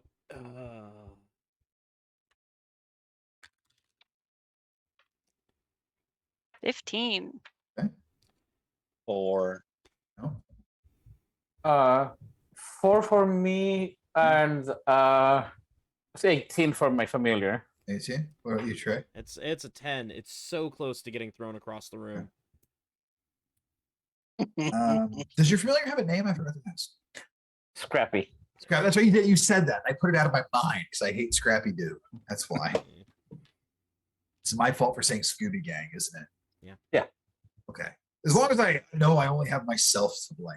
I'm only mad at me now. You Well, had it coming. I had it only have coming. myself to blame. Well, my little chickadees. Quarantine and Scrappy are the only two who noticed something. One of the displays here was of a knight in shining armor, proudly and valiantly riding into battle on a horse that was reared up. And you notice, the horse is still there. Of course, of course. Wasn't wasn't it was it a knight that attacked us in the T-Rex thing? Or No, it Barbarian. was No, yeah, that was a caveman. okay, Yeah. okay, got it. yeah, it was sort of like a caveman Neander monkey hybrid. Like you can tell there was like some artistic license used with this. Like it was very half man, half gorilla. So we've got a MIA suit of armor. I don't know if anybody noticed when that was riding that horse. Great. Love that. Crap. Didn't notice. Did anyone happen to see where that went? I mean, we've all been standing here in full view of it this entire time. I mean, did it live before? No. Honestly, I was distracted by the armor destruction. All right, you know what? I can do. I can do something. I'll cast Fairy Fire. Wait, what's that gonna do? What did, I- what did, I- what did you I set would on li- fire? Like outline everything on a slight Oh, okay. like outline it by light, and maybe that way we can see if there's a knight hiding somewhere. Fairy fire specifically works on things that are invisible, correct? Each object in a 20-foot cube with ranges outlined. Any creature in the area where the spell is cast is also outlined in light. If it fails a dexterity saving throw, Mhm. any attack roll against the affected creature or object has advantage. And the affected creature or object can't benefit from being invisible. Yep. Okay. This is a spell that people don't take enough. I'm gonna It be honest with hits- you. It hits everything in the area, invisible or not, as long as And they it- fail the and death save. And it puts a light thing around. You said it's a dex save? Yes. I approve of this. I like this. I like this plan. What's your spell save DC? 15. That's a 13. As this fairy fire spreads about across the ground, looking to see where did this night go to? Where is this now invisible stalker hunting you all? Looking about, you see nothing at first, and then there's this dim light. And you first notice it because under the chins of the cat and Trey and Quarantine, you can see they're almost like being lit from underneath. And then as you all look down, you can see a large section of the floor is lined and lit up by it. And you all roll initiative. Oh. Son of a. I get 25 to 20. 10. We'll get to you in a minute then. 20 to 15. 17. 17. Ooh, who has the higher decks? I got 14. Me too. Yeah, they have the same decks. Who wants? Why don't you choose who goes first? Uh, I mean, you're closer, you can go first. okay, All right, cool. we'll do Quarantine first. And then we'll do Little Flower. 15 to 10. Cat said he got 10. Yep. You get less than 10 there, Yep. Trey? See this right here? This right here? Yeah, what'd you get? It's another 4. Is that one? The second you got a one 4? on initiative. You got a 4? Yep. Damn. Well, you're going last. Yep. So yeah, you can see the large amount of this floor lit up beneath you on the ground here. Quarantine, you are up. You very quickly noticed, however, your feet are stuck to the floor. Hmm. Also, just as a quick reminder, any attack roll against an affected creature by Fairy Fire has advantage. Right. So if you're trying to make range attacks against it, however, right now, because it is technically adjacent to you, that would be a disadvantage. So they'd cancel each other out. So you'd get straight rolls for this, unless you're making melee attacks. Only Misty Step were not a second level spell. Okay. I'm going to try to get out of the slime that I'm apparently standing in. Alrighty, you can make an athletics or a dexterity check at disadvantage. What does disadvantage mean You again? roll the d20 twice, take the lowest result. —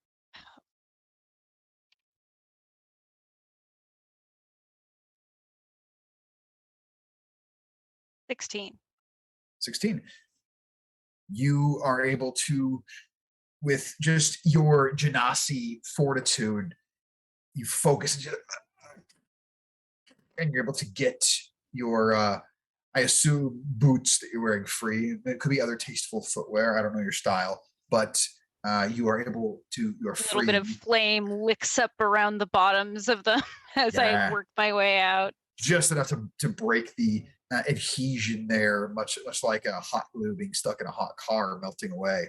You are now free, so you move. You're no longer on top of this mimic, and if you want to make a ranged attack, it now would be at advantage.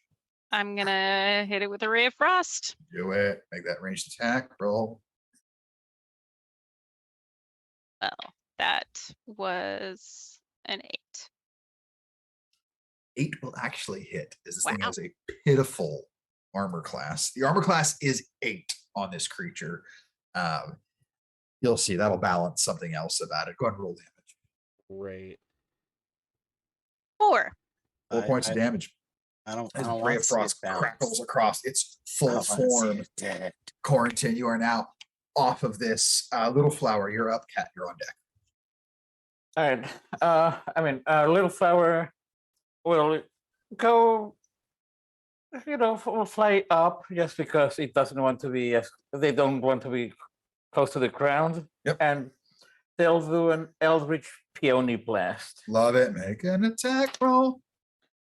16 plus 7, that's 23. Yeah, that hits the AC of 8. Yeah, and that's with advantage. Or is it canvas prone? It is with advantage, so you can roll again to see if you get that crit. I didn't. Okay, give me the damage, please. Eldritch Blast, 1d10 plus 4. Yeah. Here's my d10. Oh, that's a 10. It's 10 points of damage. This Eldritch Blast gets into its form. And I'm going to do my genie thing and add 2 thunder damage to that. Love it. 2 more thunder damage as this thing quakes under your power. Scrappy do anything? Yeah, Scrappy is going to. Scrappy do? Scrappy do.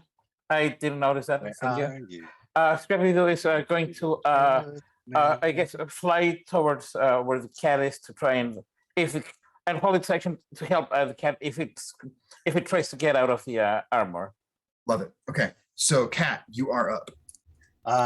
Obviously, I'm probably standing on top of it, right? You are adhered to it. I'm going to try to break myself free of it and get to higher ground. Okay, so Scrappy is trying to help you, so this will not be at disadvantage. This will be a straight roll. You can either make an athletics or an acrobatics check to get out of this. I will go with. I guess you're gonna go acrobatics because you're a rogue. Oh yes. So let's see. 13. 13. That is exactly what you needed. Is the DC is 13 to escape a mimic. So you are free and can get out of this, and you still have your action if you want to attack this thing. What would you like to do? Yes, I'll get to higher ground and then fire off a bolt. Lovely. And because this thing has the fairy fire on it, that is at advantage. Yeah. Which means it's sneak And attack. when it hits, it'll be sneak attack. Did you get another 20? Roll 66 and add your dexterity. Jesus.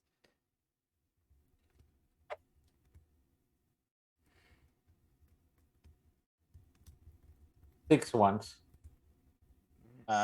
24. Nice. So you watch as this arrow flies down where the cat perches, piercing into this. And you hear this. This just lets out this horrifying roar of pain from this arrow. That is going to bring it to the mimic's turn. The mimic is going to use Symphony of Suffering. And I need all of you to make a Constitution saving throw as it lets out this massive roar of pain. I do like that. Nat 20. Okay, you'll take Same half damage. here. You'll take half damage. Nat 20 with a +1, so 21. Okay. Trey, I got a 17. you'll take half damage. And then what did Little Flower get? 10. 10, you'll take full damage. What did your familiar get? Yeah, less than that. So I'm just checking one thing because I think I could use. I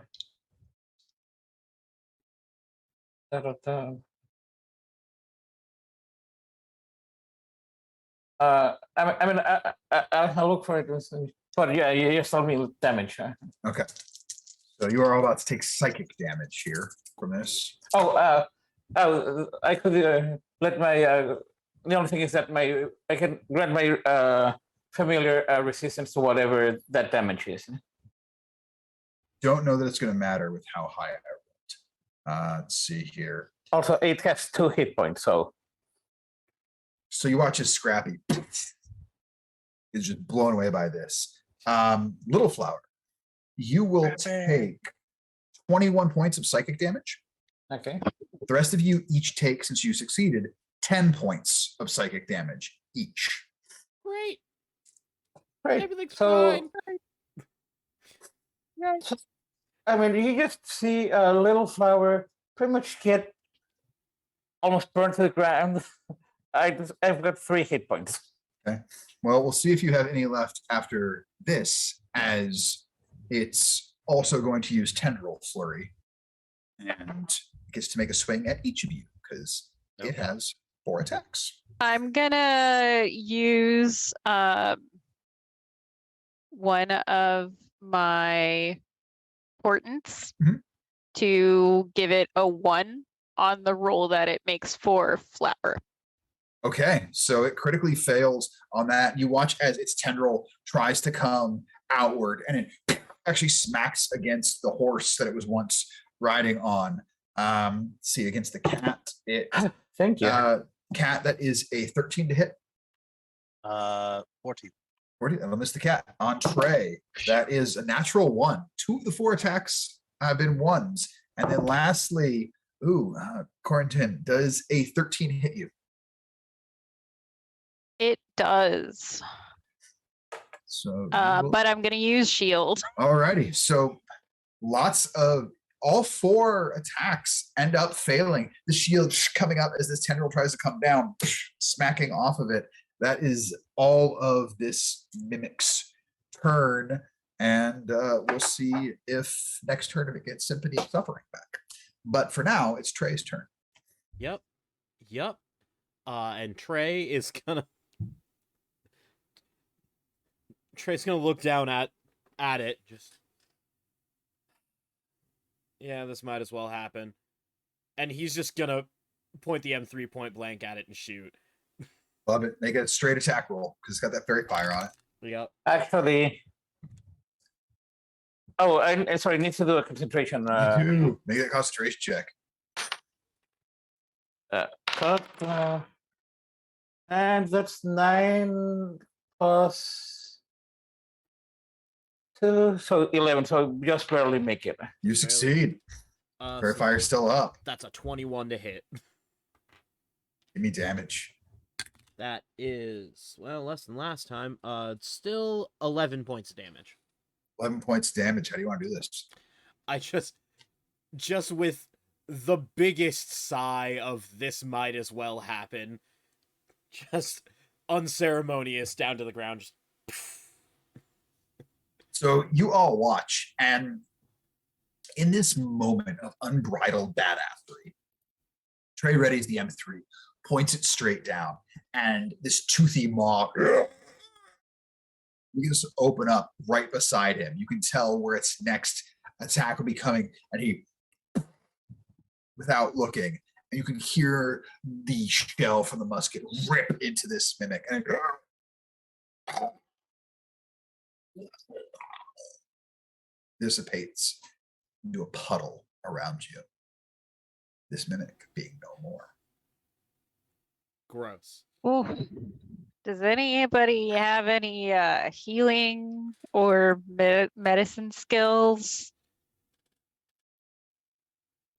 Not my forte. No, huh? Yeah. Shit. Now, 2 of you are. This is because I'm a generous DM, as Jordan can often tell you, and I love shenanigans. Kat and Trey, you've been members of the Disposables for a long time. So you often plan for excursions. So you have a couple pouches that you brought with you. You didn't bother to check what was in them before you went. You certainly grabbed them. So I'm going to have each of you roll percentile dice for me, and we'll see what you bring a flask of. Each of them has 1 bottle of something. I feel like the cat's is just gonna be whiskey. There's a good chance. Good chance.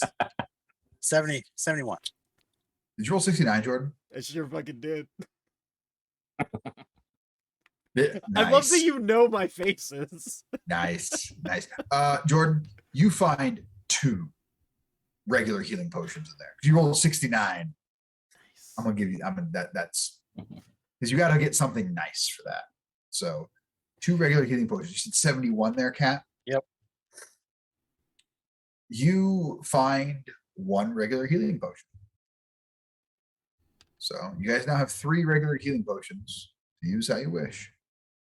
So I don't know about anyone else, but I feel about a quarter good of how I normally feel. So I'm gonna Yeah. drink one of these. I think you should probably give one to Flower Yeah, too. little Since Flower. you got 2. Yeah, they Thank you. definitely need it. Cheers. Cheers. What do you at? It's 2d4 plus 2. 2d4. Okay. Okay. Okay. Okay. I feel about half good. So We got one left. How badly are you hurt? I'm about half good. so I'm at 7. Rolled 2 ones. Could be worse. Oh no, it couldn't be worse. No, I mean you could have not had the potion. Oh yeah. No, that's true. That's true. I I'm say, about a 3. little flower, as you drink this potion, you still realize you're very wounded. Something clicks in the back of your mind. You haven't been traveling with these individuals very long, and you go, right. They call themselves the disposables. Yet. Yeah. But you're in the weeds now, baby. So let's make sure they get disposed of instead of myself. Got it. So I mean, they just healed you. Like, Can we get the healing potion back? Nope. so this is Uh, usually Oh, the point. that was my inner monologue, by the way. This is usually the point in the story when we're all beat up and bloodied that Cat will say some nonsense that doesn't make any sense, but it'll make us feel better. You got any stories like that in you? Well, let's see. We've only broken one chandelier, one painting. Suit of armor doesn't count. Was 'cause totally it was garbage anyway. we had the rug pulled out from under us, Literally. so to speak. And we can't be held responsible for the rug since that was the mimic. Exactly. It was all mimics. Everything damaged was a mimic. Yep. Places. Have you ever heard of a mimic infestation this bad? I mean, this is just crazy. This As is, you take a moment to drink these potions, collect your thoughts, steel your resolve.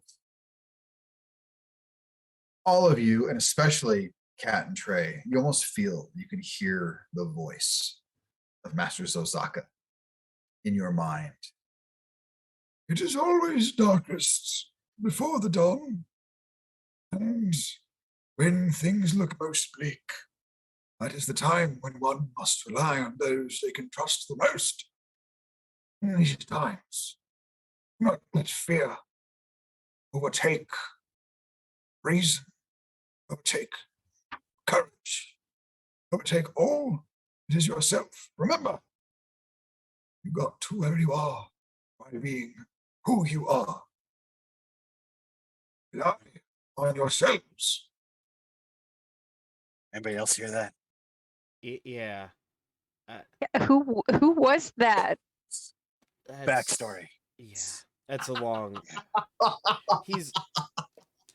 I mean, he's great and he's wise, but he has a. Oh, keep going. You keep has- going. he has He a using penchant like a whisper for- spell? Like, what was that? It's just, Laryngitis. it's just a thing. It's really bad. Yeah. A little fellow was just trying to see what was in that potion.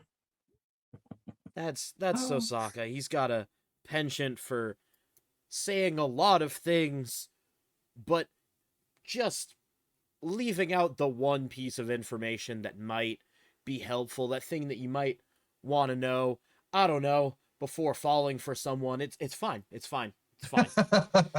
I also think he smoked a lot. Did Very you gravelly voice. Get romantically entangled with a mimic? Is that why Not you're a- so salty about mimics? Not a mimic, but well, I Mime? mean, kind of. they were, to be fair, Trey, they were Yeah. not who they portrayed to be. So Exactly. I mean, And then you fall in love and love never works. Anyway, Sorry, buddy. I miss Master Sosaka so much. Well, now you can read about him in the new book that just came out. Through the Plot Hole, featuring characters Trey, Kat, Guard, and Master Sosaka. in a bookstore near you. Yes. All right. So, little flower like stands up and goes, "All right, this mimics killed my little friend. Let's just move on, get revenge, get paid, get out of here." Sounds good. Okay. All right. Well, I'm gonna make a point just because I am down. I am at almost empty on my tank, shall we say, for the health there. Like, Yeah. okay, or can we split it? Can we split the health potion? No. It's okay. I'm doing better than you are. Like Yeah. you're fine. Good, good, good. I got some shields to burn still if I need to. I got a little shot glass. And Kat, maybe you should give us an inspiring speech. Hint, hint. Well, Trey, one more shot.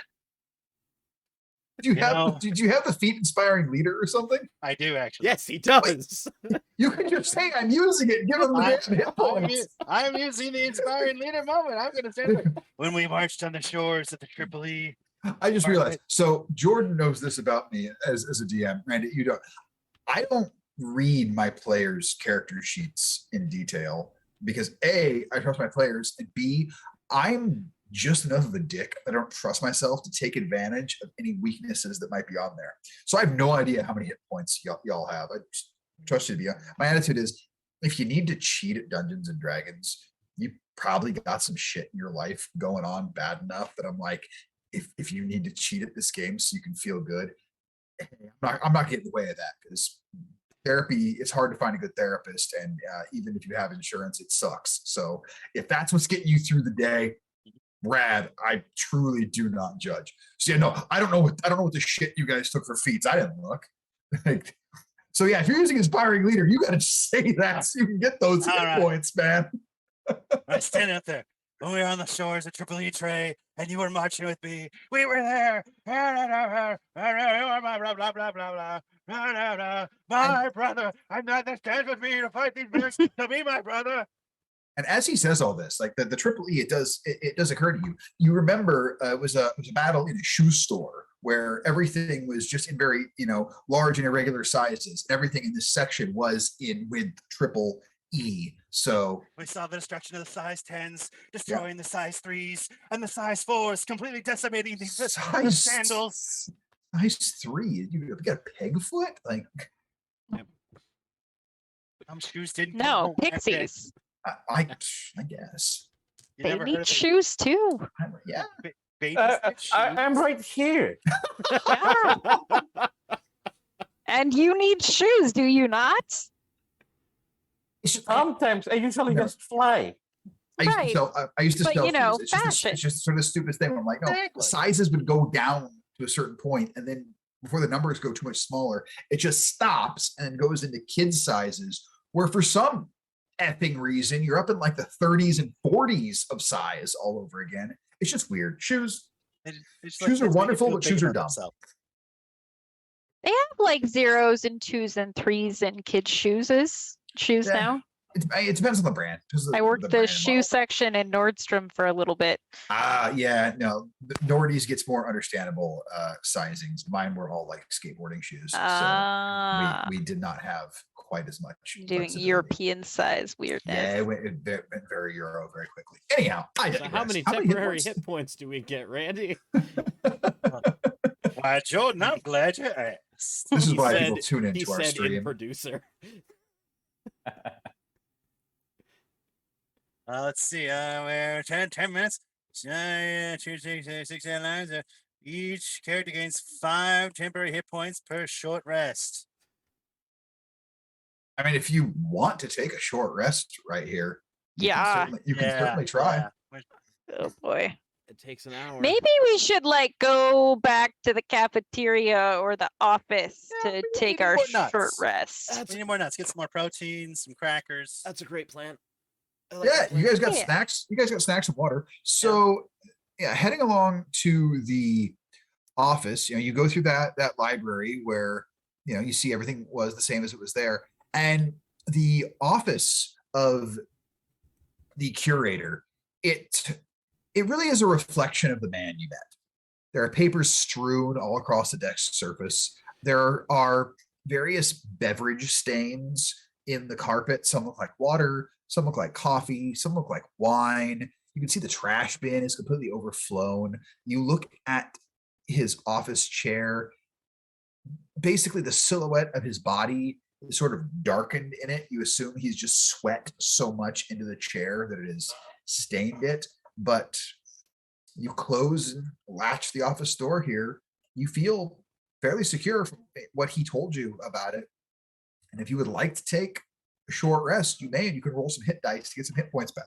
Let's Yeah. do Love to that. do Let's that. do that. Cool. Short rest. Yeah, I'm here for that. Curl up on top of the desk. Okay. And I'll say, because this is a one shot, I'll just give you this info as a freebie. Go ahead and roll as many hit dice as it takes you to get topped off on health, because you aren't going to get another chance at a short rest, kids. Oh, So man. there you go. I sure I'll just- needed all of them. I'll show you that. So before. you mean Every- back up to full? Yeah, because you all have 3 hit dice. So you're a wizard, so it'd be a d6 plus con that you roll each time. And so Okay. roll a d6, add your con mod, add that to your hit points. If that doesn't top you off, do Yeah. it a second time. Doesn't You'll top get it up- off, do it a You'll third probably time. get up to full, unless, I don't know, Right. 2 of your dice you roll 2s. I mean, kind of. Yeah, yeah, good now. Cool. I didn't quite make it to full with 3 hit dice, but close enough. Cool.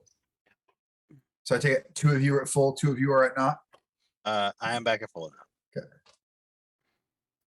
So yeah, you hang out here for an hour, taking this short rest, thinking about what you've learned, and just finding it interesting that everything you have encountered has been mimic. You know, And it seemed, and can't just anybody who has a positive intelligence, actually, you know, I want everyone to just make just a straight up intelligence check for me. Roll a d20, add your intelligence modifier. That I can do. Yeah, let's see who's smart here. 10.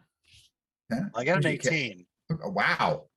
and I also was probably kind of pondering something Okay. that Cat'll just throw out there. It's like, you know, with a wishing well upstairs and a guy who really loves a museum of old artifacts, and you did warn us about making wishes, wouldn't it be just fitting for someone to wish to have a whole lot of old artifacts, to make a wish and wind up with a whole bunch of mimics?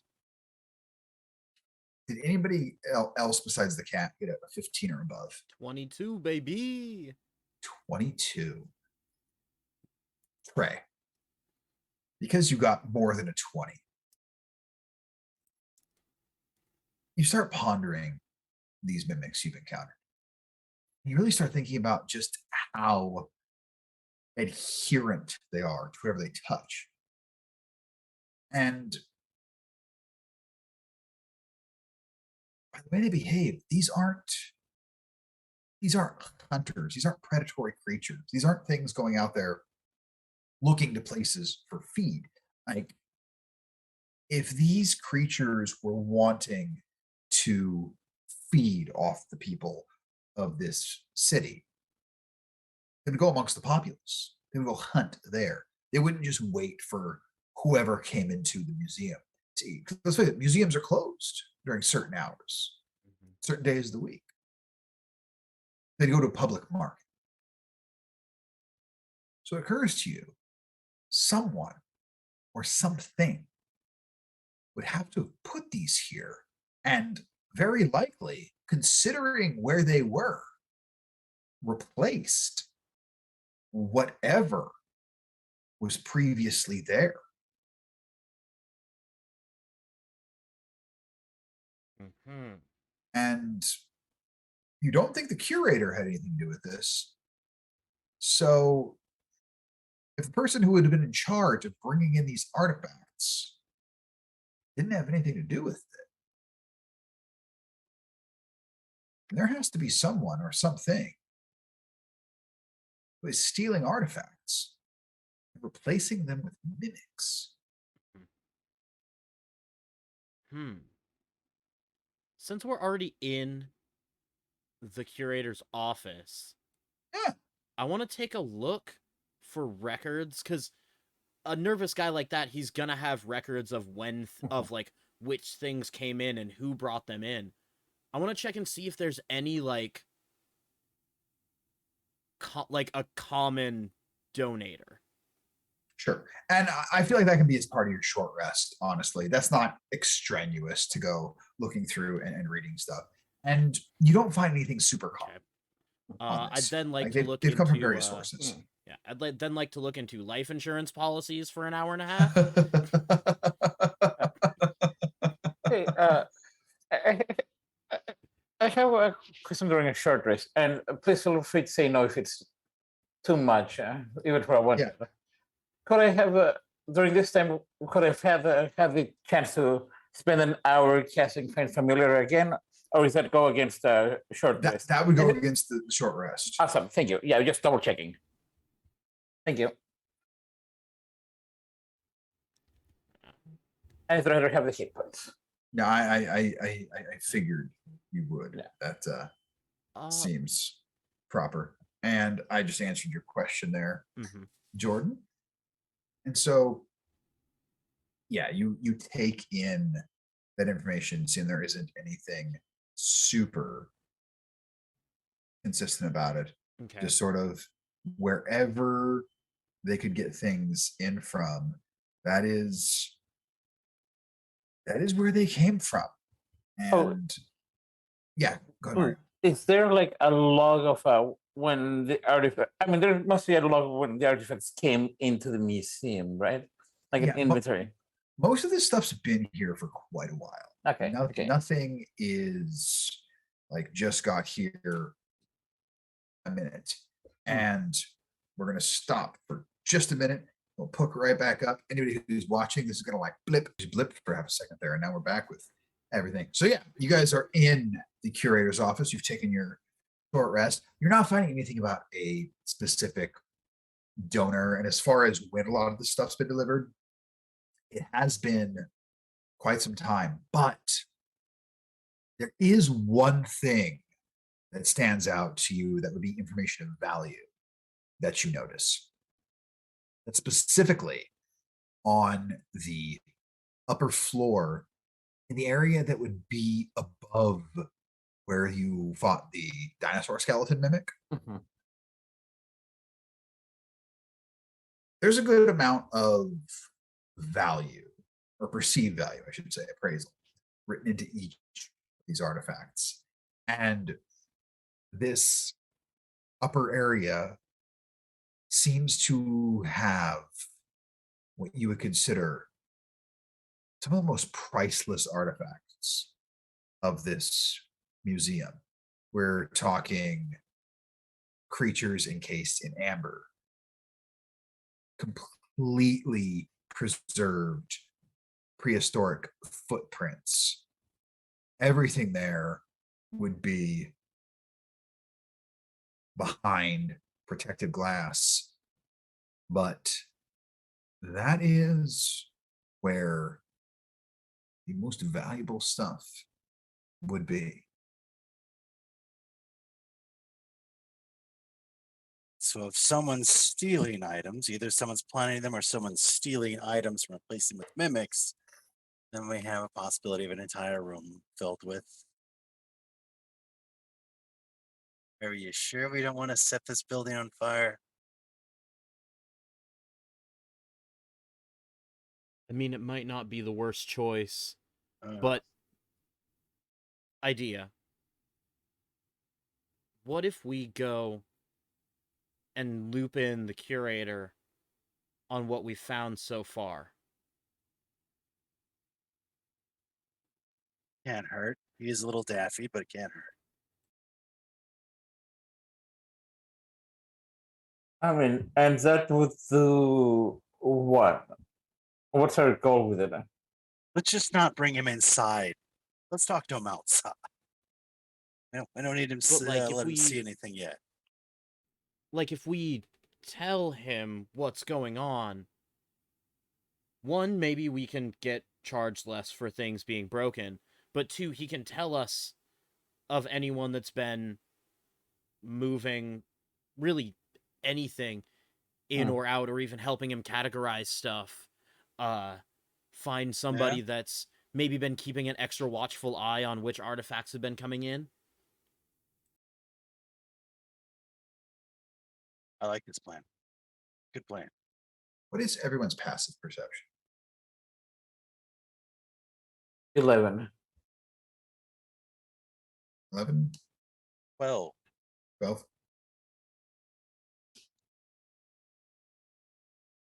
Jordan and Vesper? What am I rolling? I'm assuming what your passive perception is. Oh, passive. feel like something in this room is moving.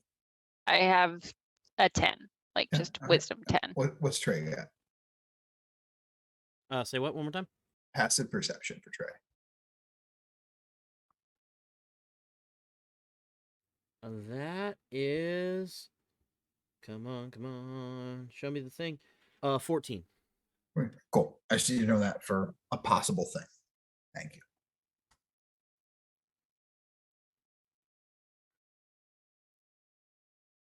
So what's the plan? Yeah, I mean, it looks like going to talk to the curator. Gonna head out of here and try and find out where in town he went to. Because he left and you guys were heading on into this building.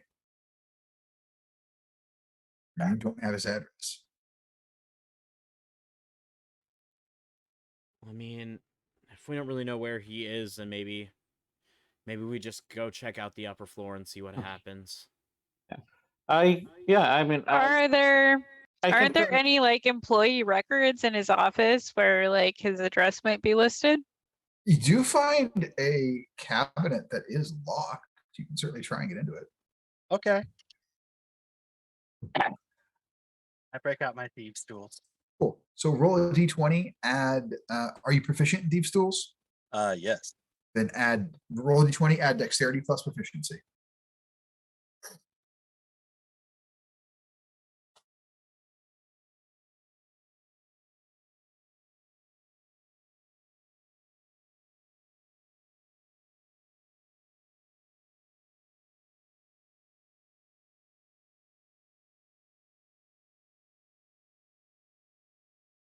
This is another natural one. I am going to laugh. Oh no. Okay. What's your dex mod? Dex mod is +3. +3, and your proficiency be +2. So d20 +5. So 11. 11? Yep. So you very confidently pull out your thieves' tools and you're looking over at your allies, mostly Trey, because you've known him the longest. And you work in this. And your thieves' tools break in there, and you and they have very Right. well jammed in the lock. Great. So Then here's I'm what I gonna. was going to offer. This is I can unbreakable. turn invisible, and they can go upstairs and see if I see anything.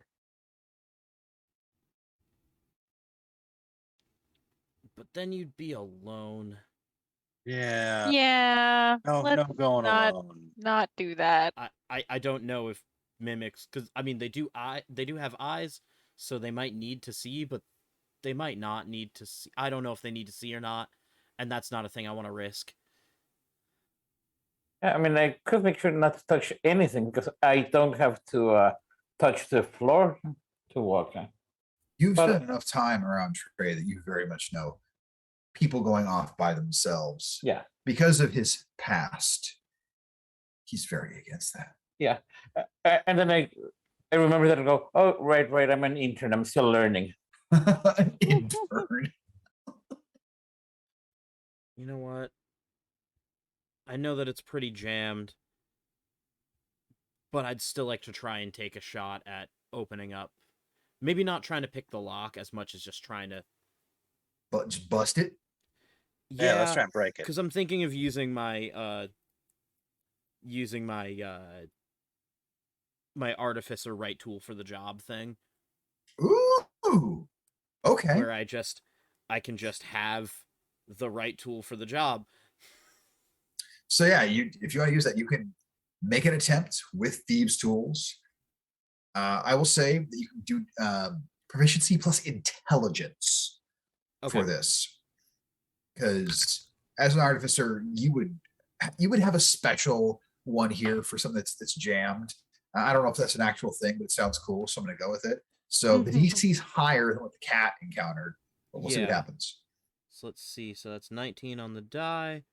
Now, don't worry about the modifier. So what happens here is you watch as Trey he pulls out what looks sort of like a Leatherman first, and he grips on to the remaining pieces of the thieves' tools that are broken off in there. And then once he fully has that on there, sort of like a locking set of vice clamps, he gets that in place and then pulls out a basically rubber mallet and just bang hits it on the end so it twists, and then it just the entire locking mechanism rotates and tears. He pulls the whole thing off, and you're able to now access the employee records. Show off. I mean, you set it up for me. Yeah. So yeah, I mean, you look at the employee records. You are able to find the employee records of everyone who worked in there. Most one you were looking for is the curator. It does have his address of where he lives, phone number, email address, beneficiaries, the insurance electives that he took, as well as emergency contact information and allergies. You do know that he is asthmatic and he is allergic to cilantro. Gotcha. Unfortunate. Right? Yeah. Cilantro is delicious. Yeah. As Trey's looking at that, can I look over his shoulder just to see if I find the name of the person that was trying to burn the museum at the beginning? Burn. You don't see their name. All right. They don't work here. Yeah, what was it? Borden? Yes. Oh, like Lizzie. Yeah. Cup. I guess I'd want to look for like whoever would be like, I guess the second in command to the curator or whatever. Sure. So you find an entry for an individual named Lucian, who basically they've worked here almost as long as the curator, and all employee reviews on them are just glowing and exemplary. And yeah, the curator has nothing but amazing things to say about their assistant. In fact, there's some reviews in there that talk about when the curator went on vacation for some time, where just the running of the museum was just tip top. Things couldn't be better. When things started to go kind of hinky here, Lucian kind of took it the hardest, as this museum, like, they worked here as an intern and just very much worked their way up to this assistant position to the curator. So they've been kind of very much beside themselves with grief that anything had happened, and have only taken time off when mandated. Starting to think investigating this might be useless. However, I am holding an I told the world so if it is Lucian.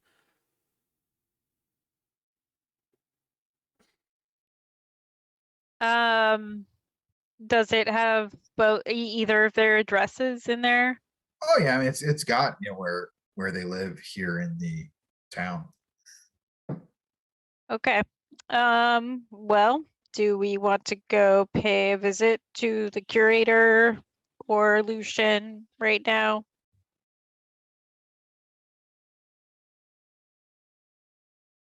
So our options are going to look for them or go upstairs. I'm we could- kind of inclined to go at least talk to the curator, Yeah. try to get some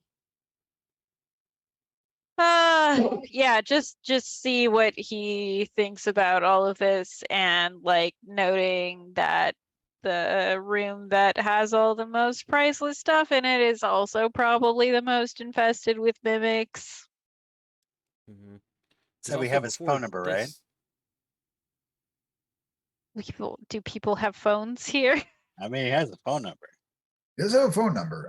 You do know Yes, that sir. people have notoriously shitty reception from inside the museum, as people being on their phones is really a distraction to those who are trying to focus Right. on things. Like there's some good cell blockers up in this joint. Well, in that case, will the Realize there museum were have a cell landline? phones in Yeah, fifth ed. then will the museum have a landline? Because it probably needs to communicate with folks outside.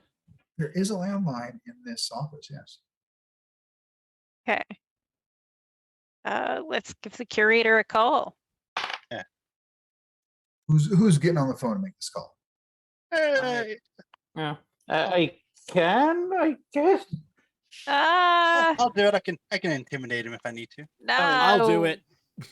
I mean, Okay. I've got the curious now. As Fine. soon as the cat starts to talk about intimidating anyone I'll again, get him. just I'll do it. Why? I won't lie, it makes me so happy when the cats I hear I'll do this thing and everyone's no, please, for the love of God, don't. So Gonna scare him a little bit. who's calling? It's kind of I'll just kind of look at Quarantine and just like I guess I'll do it. I don't know. I mean, Do you want to do it, Trey? I mean, I can do it. I just don't want the cat to do it. I mean, I'll do it.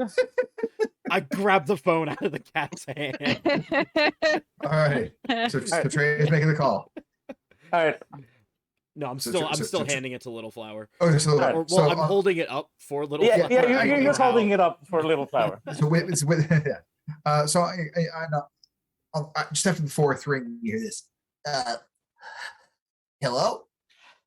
Hi, is this the curator? I'm kidding. You got my voicemail. Funny joke. This is Abarat's voicemail. If you need anything urgent, well, hopefully I get the message soon. So go ahead and leave me a message, and I'll get back to you when I can. If I am at work, it's easiest to find me by coming to the museum, and if I am not, I will answer as soon as I can. Okay, go ahead and leave a message after the beep. Beep. Hi. That's funny. That was me, not the actual machine. I probably got you twice. I'm such a funny guy. Okay. Bye. And Hi. It's a Little Flower from the museum team that you put together tonight. Hey, good news. We've found a lot of things that could explain what is going on. We think that it's an infestation of mimics, which, by the way, somehow they managed to create a ruckus before we came in. You might want to talk to the custodian or something about cleaning it up. We have nothing to do with it, but so we need to go upstairs, perhaps, because there might be an infestation of mimics up there, where all the valuable things are. So we just wanted to get your permission to. it reaches go the up end there. of how much recording can happen on there. So give us a call. If not, we'll see you in the morning. And again, if you see anything that's out of place, it wasn't us. Bye. And then you just hang. We're just waiting for the thing to hang up. Yeah, I'll just if you're done, I'll just I never wish I could Eldritch blast someone through the phone before. Yeah, the cat's whole idea of burning this place down does not bother me anymore. Do we want to call the solution character? Might as well. Let's give it a shot. And I hold it up for Little Flower again.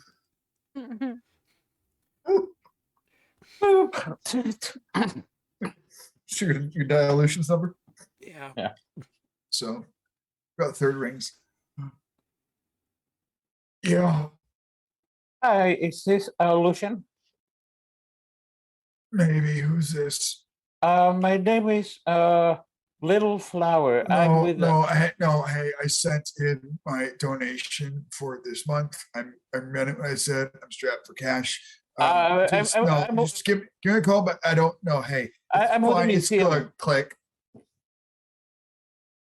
Let's Okay, Let's at this try point, calling they him again. deserve- Yeah. hit redial. Yeah. First ring. Yeah. The museum's burning down. What? Gonna be like, Oh God! I grabbed the phone. Okay, I'm sorry. The museum is not burning down, but it is full of mimics. What? We're the team. How'd you get this number?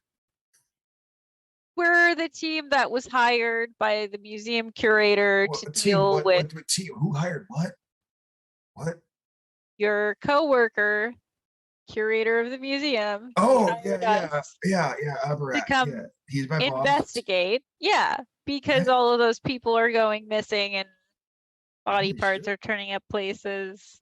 So why is someone calling me and telling me it's on fire when it's not on fire? It's not. I'm sorry. I apologize for my companion. Yeah, it's good. So we think that there are probably more mimics in the most the valuable. fuck's a mimic? It's a type of monster that Wait, a monster in the museum? Yeah, like a bunch of them. We've already fought like 3 of them. Cool. Why don't you take care of it? Sounds like you were hired to do this shit.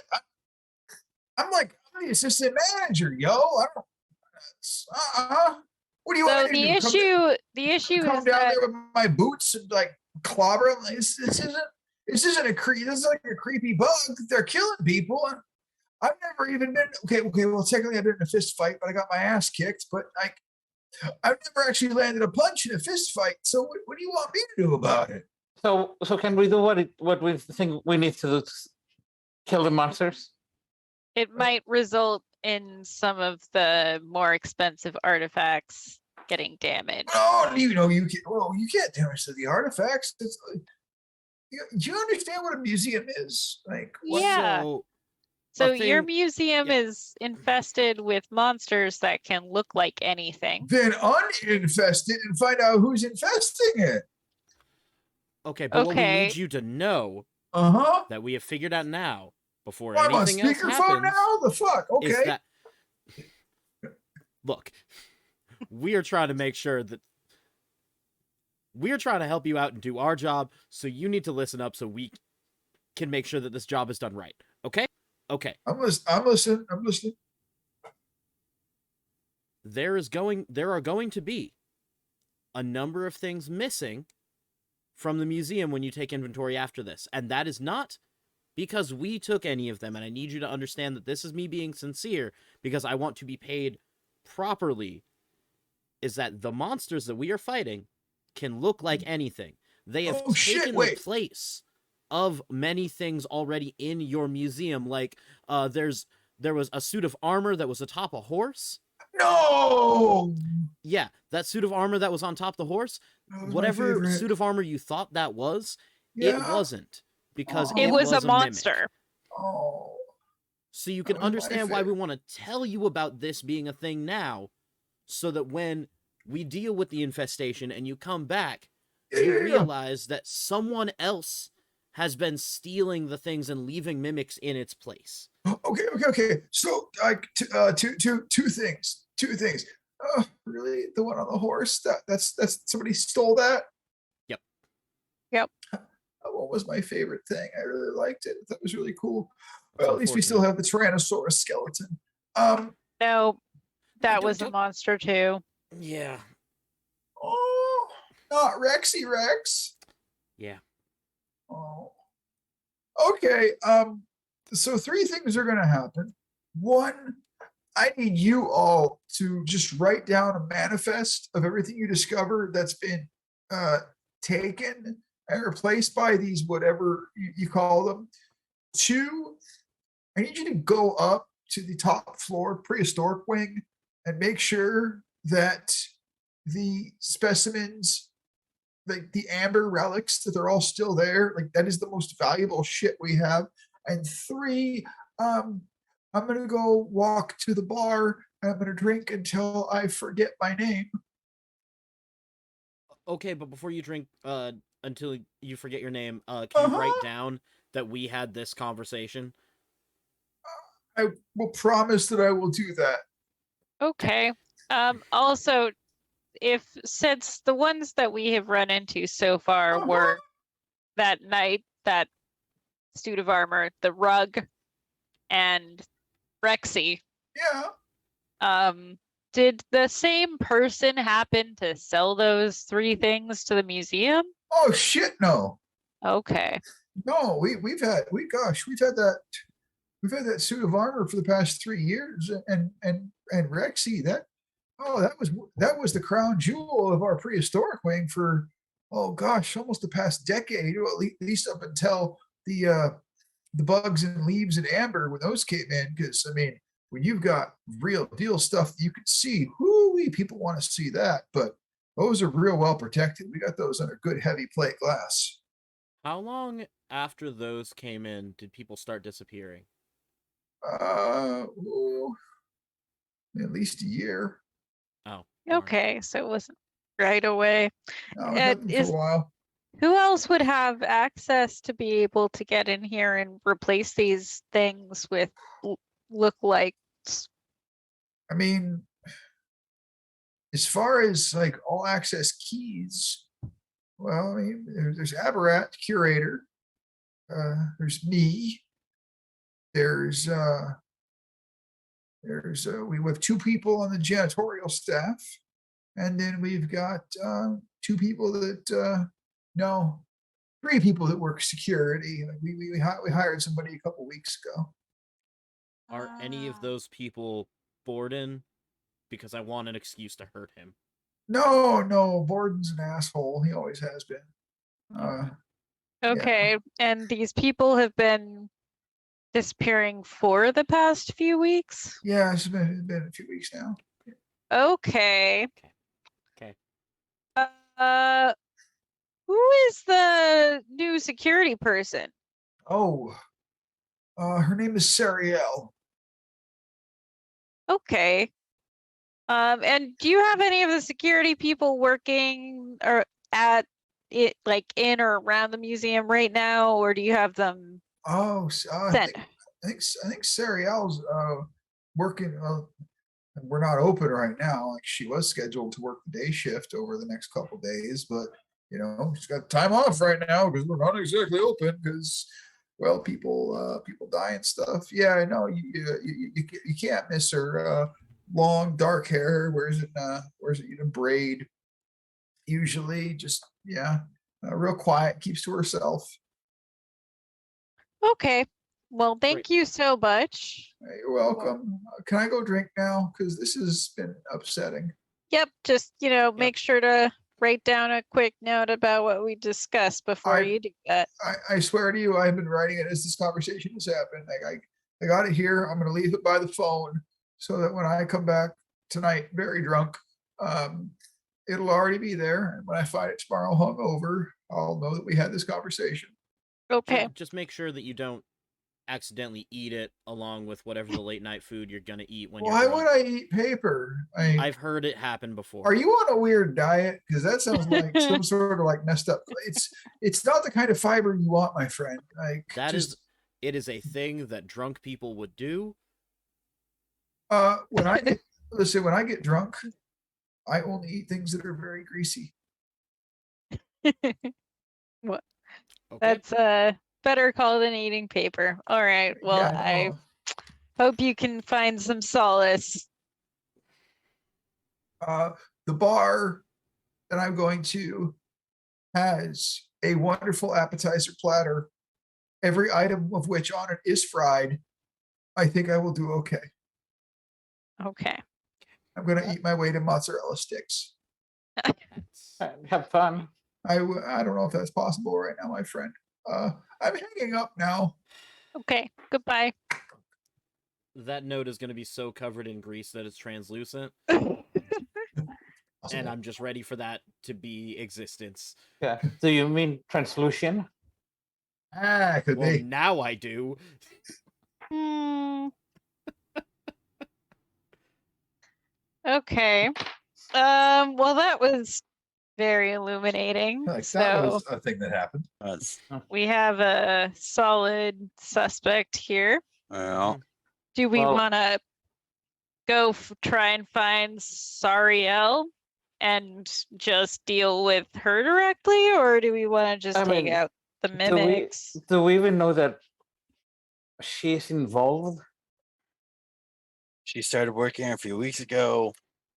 This is and when she- this A happened. few weeks ago. It's worth I questioning her probably, but I don't know if they really.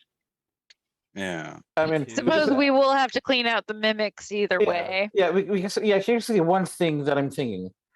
We cast magic. We know that we don't always need an access card to get into places.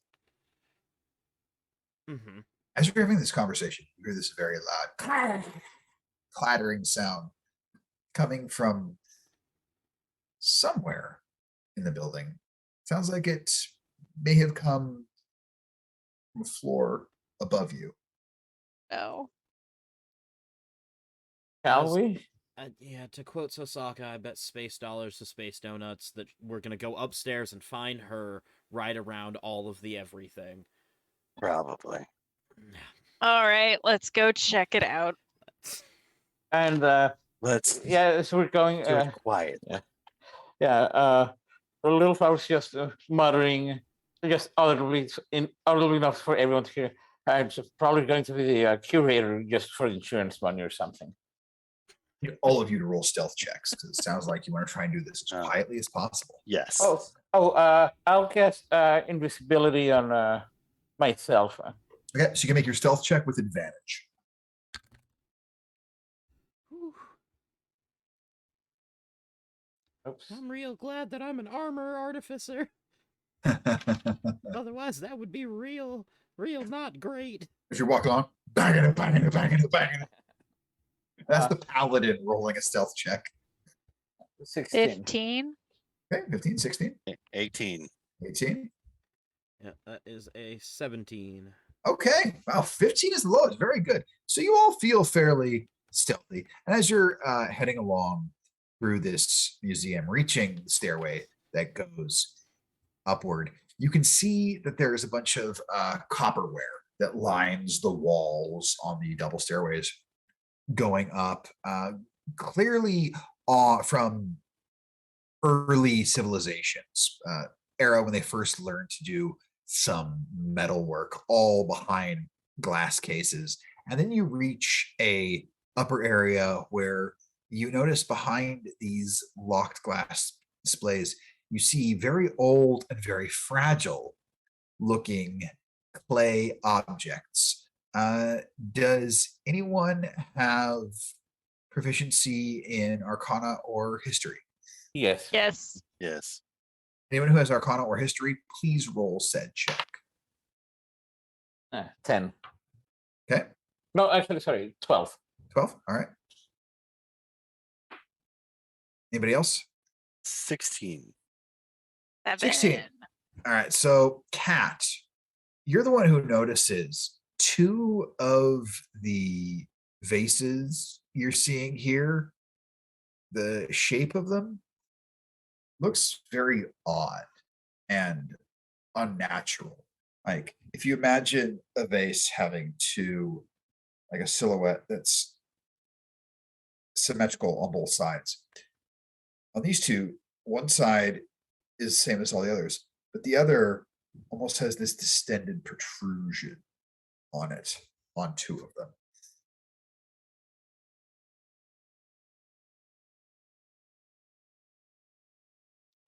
Wait. Look, I can tap them with Mage Hand before we destroy priceless artifacts that are potentially somehow more priceless for their deformity, because that's how it goes with artistic artifacts a lot of the time. So I'm just gonna mage hand and go poke one of them with the mage hand. And as you poke it with the mage hand, instantly the top opening of the vase just turns into this gnashing maw, and it's time to roll initiative. Yeah, that tracks.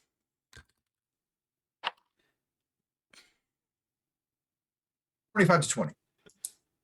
19. 19. All right, so we'll go 20 to 15, other than cat.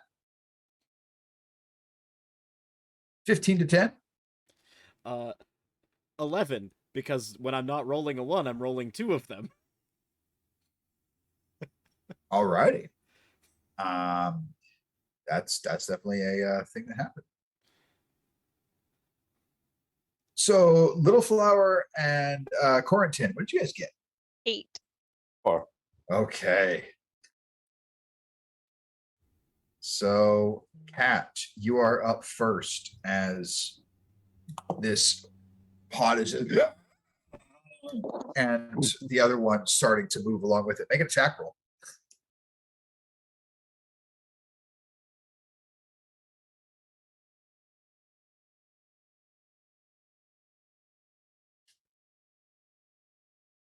So 21.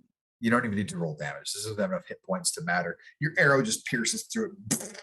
You watch as this mimic is torn apart by the arrow, which lands into the floor. But it is the other mimic's turn, and you watch as this pot all of a sudden goes flying straight at the cat to attack, and that is a 17 to hit. Pretty sure that hits you. 17? Yes. Yeah. Okay. Yes. Cool. So go ahead and take 4 points of bludgeoning damage as this mimic goes flying into you and it adheres itself to your chest. Get it off. Get it off. Get it off. Trey, you're up. Trey is going to I'm just gonna shoot it. I don't know why I'm playing. Like, Make an attack roll. I'm gonna shoot it. I try and That's hold a it 17 steady. to hit. That'll hit. You roll some damage. And that is 14 points of damage. Cool. Because this thing's adhered to you, Cat, make a dexterity saving throw. Yeah. Try and knock it shot.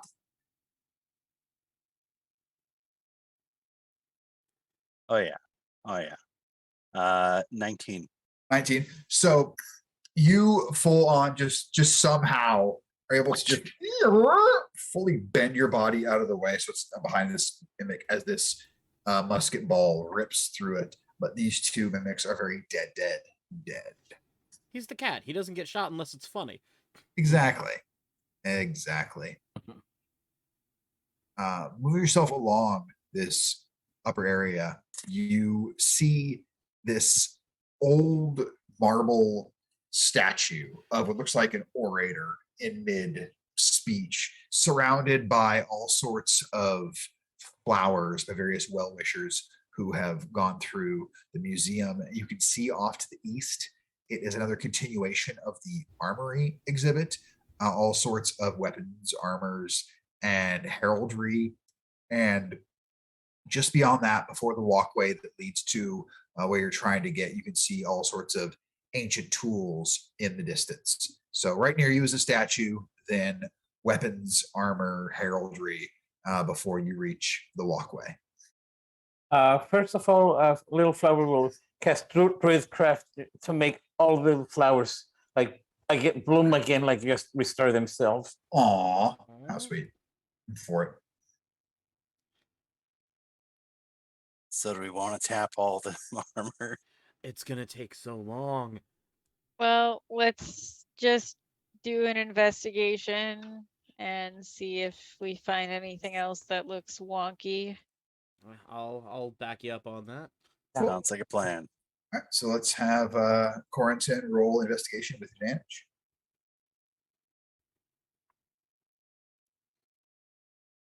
And 9. I mean, yeah, it's suits of Or armor, right? actually, that's 12. Sorry. You're looking at me like, these are suits of armor. Those are weapons there. I can see light glinting off them. That's metal. You look at me, you go, we're good. We're good. Okay. Yeah, looks all right. I guess let's go check the next area. Yeah, Yeah. I trust you, Quarantine. All right. So as you, what is the marching order? Who's in front? I can go in front because I'm invisible and flying. Okay, so you're invisible. Who is the next behind the invisible individual? I guess I would be next. Alrighty. So as you all go through this armored area, I assume you're not going to go examine the room sort of by itself where the tools are. You're actually going to go where you heard the sound from. Yes. Okay. So as you start to go along this walkway, Captain, you should make a dexterity saving throw.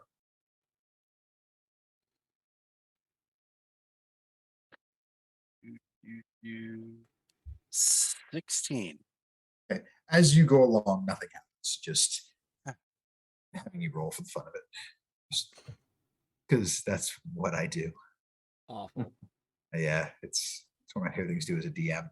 So as you go along this long passageway, you reach the upper walkway above where you fought the mimic T-Rex skeleton.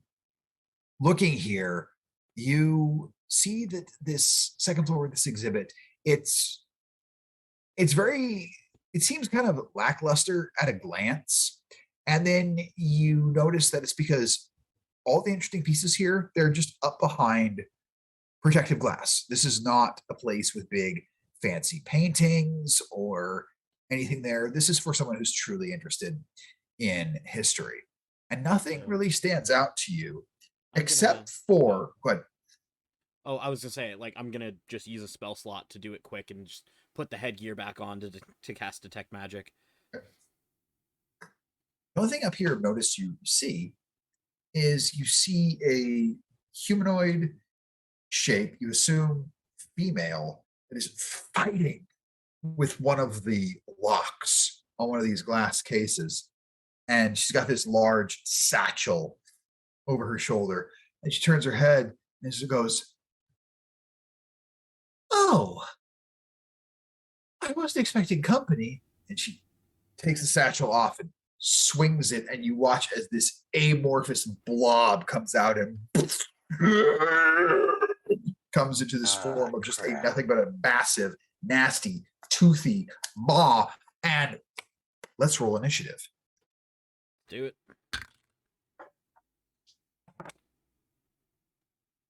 16. 21. 21. There we go, Quarantine. Anybody else get above a 16? I got a 20. Holy snot. Okay. What'd you get there, Little Flower? 13. 13. Okay.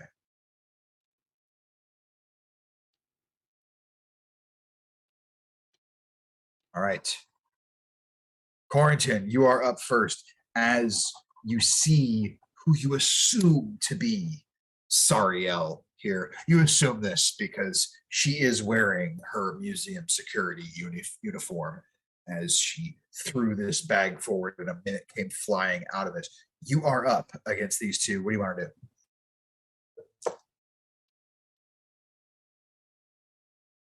I'm gonna say, what you doing there, Sariel?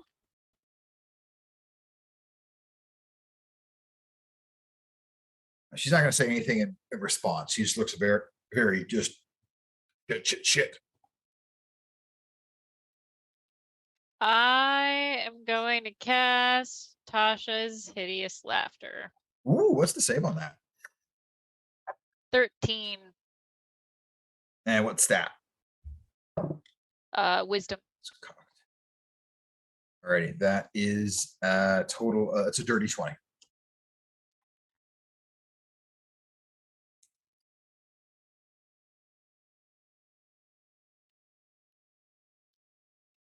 Okay. Is that half damage? Oh, Or no, Tasha's- that its save is just fall down and laugh. So nothing Yeah, Tasha's is like- save or suck. Yeah. So yeah, she is unaffected by it. Bummer. So bring us to Trey. Cat, you are on deck. I don't suppose you're a deputy. All right, and then I shoot her. That's 17 to hit. That's gonna hit. Cool. That is math. 13 points of damage. Nice, 13 points. So you see as this musket ball comes up and hits her up in the pectoral area. You hear it partially hit some armor underneath her clothing, but it definitely hit in a spot where it did some significant damage. But she is more armored than she looks. And then with my bonus action, Yeah. I will with my bonus action, I'll take one hand off my rifle and pump my shoes and cast Expeditious Retreat on myself. You're wearing Reebok pumps? 100%. Yes. Yes. Yeah. And Oh, so then she had it. I'm gonna take my movement to just move like I figure this room's pretty cramped. Yeah. But I'm gonna take my movement to just kind of get like laterally away from my allies. Yeah, get some good distance. All right, Cat, you're up. So where am I positioned compared to the Mimic and to Sariel? We're kind of playing fast and loose. If you need Okay. to get to one or the other, that's fine because it's all theater of the mind, and I'm not going to be nitpicky during a one shot. Okay. I want to get around so I am basically on the other side of Sariel so Okay. that I can grab my intention is to grab her, say equip, and then fling her into the Mimic. You can certainly try. So you want to try and take the shove action? Yes. That's what it would be. Okay. So you run over there. What is your quip? Ah, man. Didn't think of something. Here, have a bite. So that's a personal problem. All right. Man, I just realized I never use the shove action. So I'm actually shove gonna have to. is, But it's just an athletics check, right? yeah, I think it's athletics against athletics if I remember right. I believe so. Let's see here. As I shiver. I believe you can fly. Yeah, let's see if I can. I think it's an attack. Yeah, but it is an attack of some sort. I'm trying to find exactly shove right. I mean, in Roll20, shoving a creature. Using the attack action, you can make a special melee attack to shove a creature, either to knock it prone or push it away from you. Okay, and how far do you get to push it? If you win the contest, you either knock the target prone or push it 5 feet away from you. So it is a contest. So is it just strength versus strength? Athletics versus athletics or acrobatics. Yeah, just make like grapple. yeah. Oh, Just like grapple. Awesome. Okay. So yeah, so you're making an athletics check. should we? Oh. Yeah, I can't do an acrobatics check? Nope. Acrobatics is only to avoid getting hit by Well. this. Well, I got a 10. Yeah, 10. I got a 13. Oh. So you try and give a shove, and she just kind of plants her boots firm, and your arms do that like cartoon doodle, like you're- drop downwards. You're heavier than I thought. So that is your action, Cat. It is Sariel's turn. Yikes.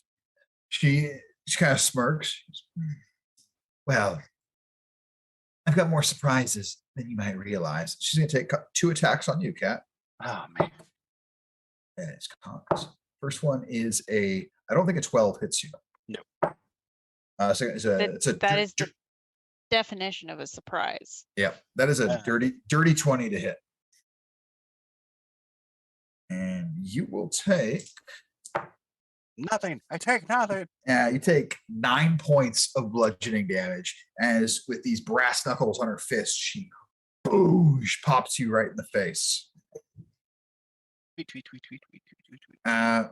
The mimic is going to go flying in the direction of Quarantine and is going to make 2 attacks on you. First one, I don't think that is a 12 hit you. My AC is 12. That would hit Would. them. Uh, So Quarantine, the first hit will suffer 4 points of bludgeoning damage, and okay. the second is okay. That's a 13 to hit. So that one you I'm gonna take. use shield on the second one. Okay, second tendril comes in and bounces off you, but for the first one, you are considered grappled as it adheres to you. Little Flower, you're up. All right. Just because I think this might be the most helpful thing I can do. Okay. Right now, I mean, in general, I will cast Fairy Fire, Nice. and I think I'll put it in such a way that that I can hit both of them. Okay. I mean, it's 20-foot cube, so I should be able to hit both of them, right? Yes. So what's the save on that? Dex save 15. Dex 15. That's a failure, and they both fail. They are both fairy fired. All right, so that means that we all have advantage in attacks against them. And Means now sneak attack away, cat. yeah, It does. It yeah. does. Does that count as an attack? Yes, No, that's, wait, your action. That's your action. Yeah, no, actually, no, and then never mind. It's concentration, so I lose invisibility anyway. Yeah. So all of a sudden, you see as Little Flower appears and this fairy fire coming outwards, encircling these 2 individuals. Quarantine, you are up. Trey, you're on deck. And Quarantine, you have this Mick fully adhered to you. Okay. Let's see here. Since the creature is directly on me. Yeah.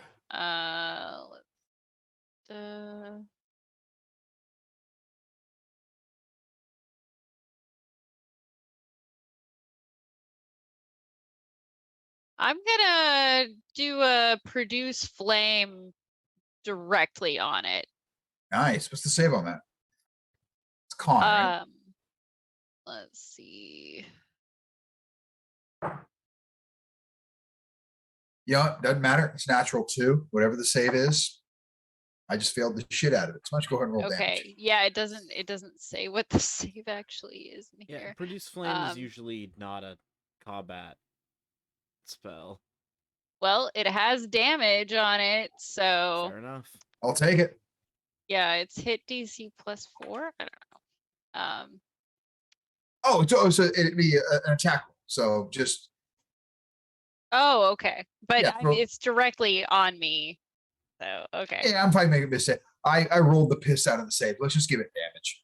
Okay. It's all the same. to me. 5. 5 points of damage as you start burning this mimic. You can hear it roaring out in agony. Trey, you're up. Cat's on deck. Yep. And I'm going to do the dumb thing of, I mean, it's classic, but Trey is going to yell, "You both should be focusing on me," and I'm going to run in between. I'm going to use my movement and my expeditious retreat bonus action movement to Okay. just step like in between both of them and get like as far down like past however far this room goes, like past them. Okay. And try and draw their attention, and then after I'm at the edge of that, I'm gonna turn and shoot at the mimic. This is a fairly narrow one, so you will draw an opportunity attack from Sariel. Yeah. I'll say you won't for the mimic. The mimic is fully attached onto Quarantine. Does a 14 hit you? 14 does not hit. And yeah, Sariel misses as her brass knuckle only gets your armor. Oh yeah, since that mimic's like all up on Quarantine, I'd run the risk of hitting him, wouldn't I? You don't think you would, as this one is much burlier and thicker than the last one Great. you saw like this. Then I'm gonna shoot it because I don't like that mimic being on my friend. And you have advantage. I'm glad I have advantage because that roll You sure was do. like a 13. Garbage. That one is a 17. That's gonna definitely hit. Give the damage, please. All right. 8, 9, 10, 11 points of damage. 11 points. Nice. So you see as the triple M fires out, tearing deep into this mech. There's still roaring out in pain. It's quite sturdy. It's far from done. You definitely wounded it. That was movement action bonus action. Means Cat, it is your turn. Okay, let's see. So Sariel's now distracted by Trey, right? Well, you're not sure. Sariel swung at Trey as he ran by. And I get because of the The fairy fire. fairy fire, we get If you attack either one, you'd have advantage on them. okay.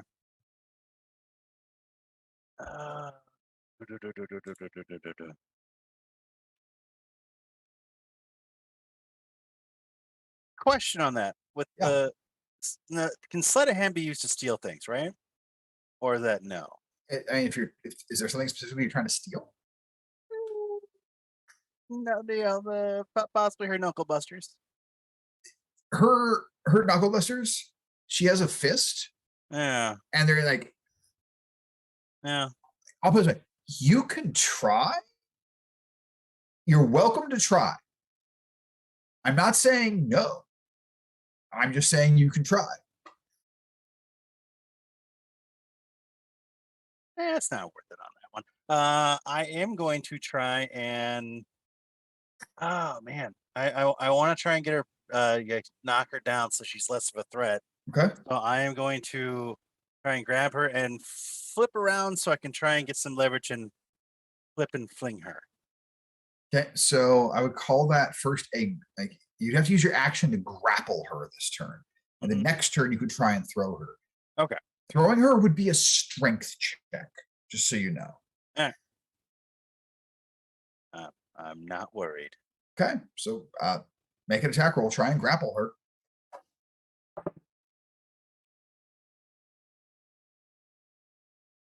Well, Well, And that was with advantage, right?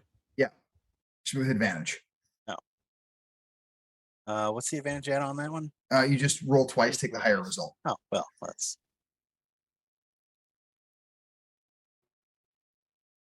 12 was the higher result. Okay. You do not succeed in getting a hold of her. She is quite lithe, and you reach outward. She just dodges around that, but that does make it her turn.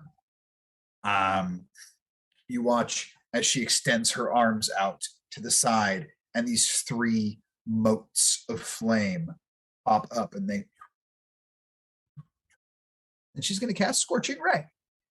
And so we'll do one on, well, first we'll do one on Quarantine. That is a 17 to hit. Quarantine takes, I rolled minimum, 2 points of fire damage. We'll do one on Trey. Good. I'm a fire genasi. Yes, So that's gets cut in half half. to So you one take more. 1 point of fire damage. Trey, that is a dirty 20 to hit. That does. So you will take 5 points of fire damage. All right. And then on the cat, that is a 16 to hit. And so the cat will take 9 points of fire damage. As I rolled big on that one. Oh man. Well, cat is down. This cat falls to the ground, unconscious. It's now the mimic's turn.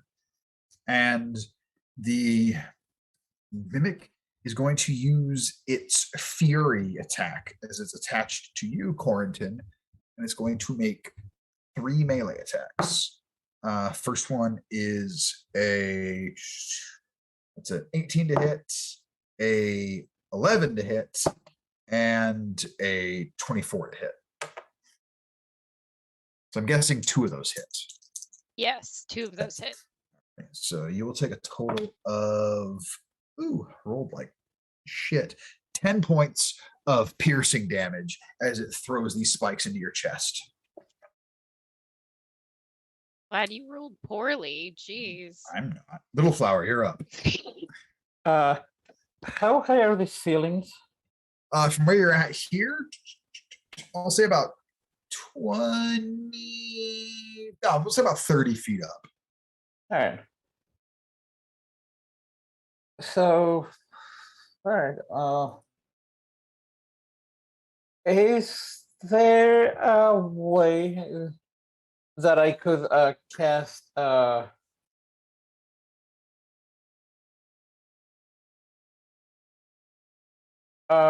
let's say sorry, I'm just changing my mind on one thing real quick. Sure. All right. Thunder wave. All right. So is there a way that I can cast a 15-foot cube in a way that hits both the mimic and what's her name? Sariel? Sariel, in a way that just barely hits the mimic, but that it hovers over the cat, so that it doesn't hit the cat since he's down. You could do it where it would not hit the cat. However, you don't know if it would hit Quarantine. It might.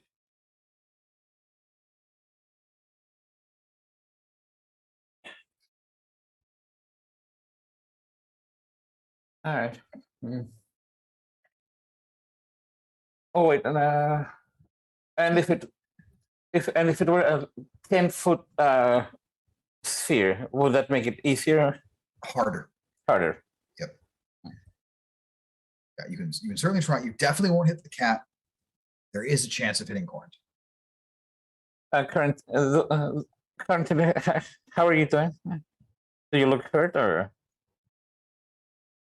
I'm at half health. Hmm. So I'm not doing great, but there is a mimic on top of me that's been doing that damage. So like, All right. I'm going to try and do that. Trying to cast a thunder Alright. wave in a way that hits. I'm going to try it to place it so that it just hits. That doesn't hit Quarantine. Okay. Then what I want you to do, Mario, is roll a d20 for me. Mhm. High is good, low is bad.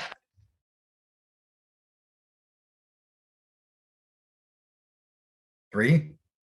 Yeah. Okay. So Quarantine is also going to have to make this Constitution saving throw for Thunderwave. Okay, I rolled for the Mimic first. Mimic's gonna. What's your DC? 15. 15. Okay, Mimic saves And that's a con. Yeah. on. Sariel saves. What you got here? Con save there, Quarantine. 15. 15. You'll save. So everyone's taking half damage from this. So roll your Thunderwave. No one's getting knocked back. Yeah, and no one's getting knocked back. All right. Yeah, and there was no way that I, with the advantage, that I could try to avoid hitting Right. here anyway. Yeah. So Nah. So how much damage we do? all right. So that's sorry, just double check. 3d8. So that's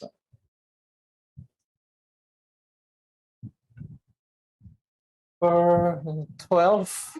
So half, so everyone takes 6. 6. And then I'm going to use the genie thing that I have to cast to do 2 extra thunder damage to the mimic. Specifically the Mimic. Very cool. Very, very cool. So the Mimic will rupture with that. And Quarantine, you can feel this boom, thunder energy roar through you. And the sound of this thunderclap is massive. Like definitely people outside the museum heard that. Fun fact, everyone forgets about the sound portion of Thunderwave. It's a great Yep. thing when your players are trying to be stealthy and they use that spell. Yep. So yeah, Trey, you are up. Kat, you're going to be on deck in a moment to roll a death saving throw. I'm gonna keep it simple and just shoot the mimic. Shoot I the need mimic. that to be off of Quarantine. Make an attack roll. This is still an advantage, yeah, because It definitely is. Fairy Fire. Yep. Cool.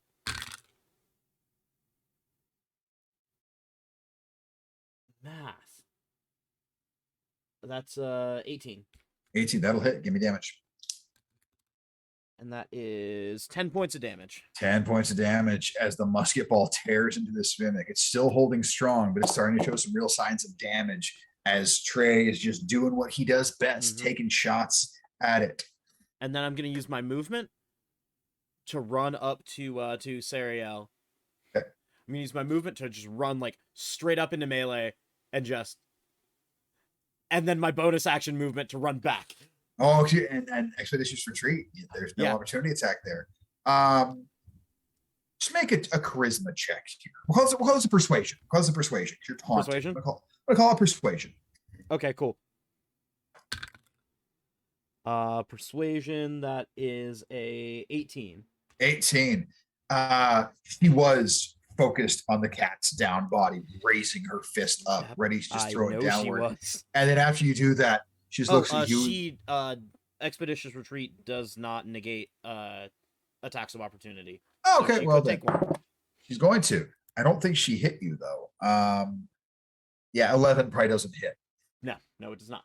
Yeah, she swings out and you've already just like full on Muhammad Ali danced backwards.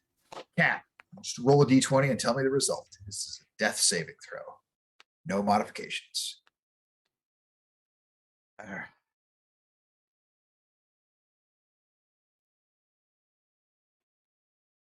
18. 18. That is one success. It's the end of your turn. It is now Sariel's turn. She's gonna go charging at you, Trey. Good. Make 2 attacks on you. That's even lower than our opportunity attack we got here. Ooh, that should hit. Yeah, that's a 19 to hit.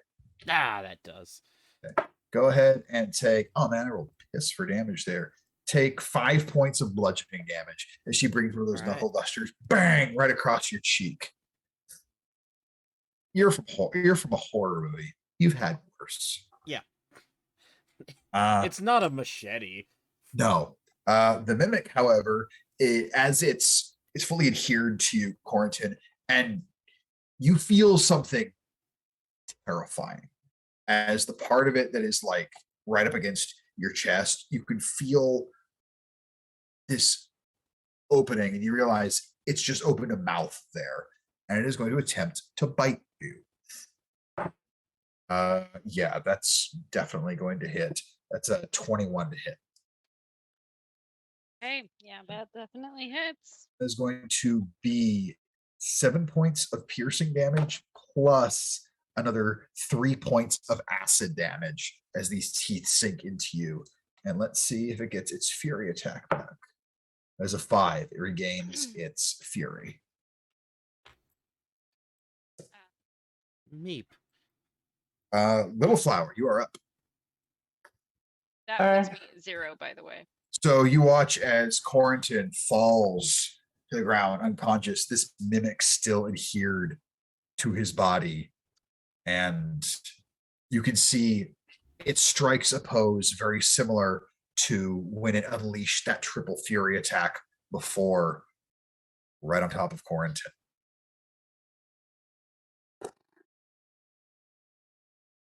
What can I do? What can I do? All right, well, actually, this is.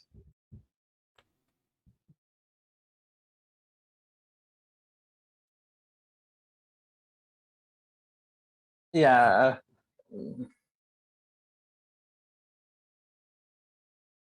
All right, well, I guess I'll fly a bit of like. I mean, I'm trying to say I'm sort of it's range, but I'm going to do an Eldritch Blast on the mimic. Make an attack roll. I'm like, I don't consider it prones. This is at advantage. Well, I had advantage anyways. Okay, good.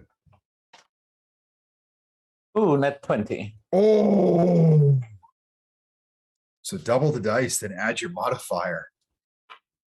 That's 2d10, so let's see. Yeah.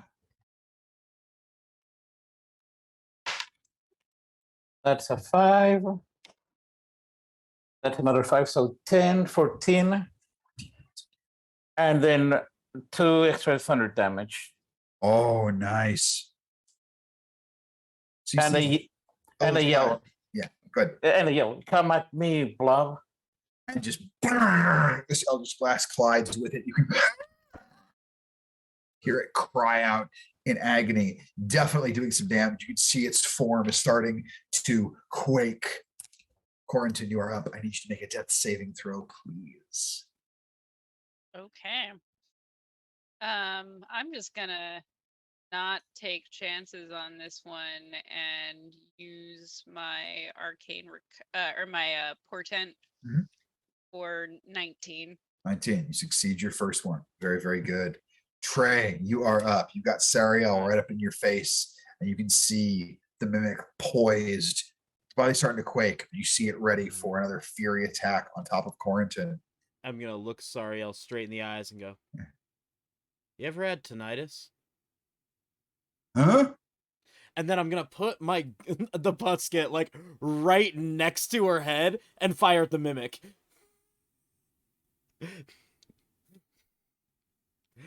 How do I roll this? Nice. Because this is awesome. This is I don't care if awesome. it does anything to Sariel or not. no, it's going Uh, to. It's going to if it works. This is Uh, awesome. Because I am in melee combat, which means this will be at disadvantage. But it's a Fair regular fucking- roll just for So fair here's fire. what we're gonna do. We're going to make contested dex checks. Sariel versus you, where Okay. she's gonna try and dodge out of the way if you're doing that. You're gonna try and use her shoulder to steady it.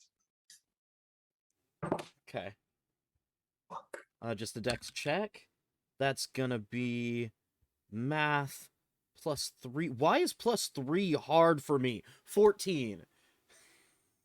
A 12. So she ducks down, and you just full on drop to one knee, put your forearm out, slap the triple M on it over her shoulder. You just give her a wink, pull the trigger, make an attack roll. You may have the regular advantage on this because you're using her Right. to steady it. And Right. I'm going to have her make a constitution save.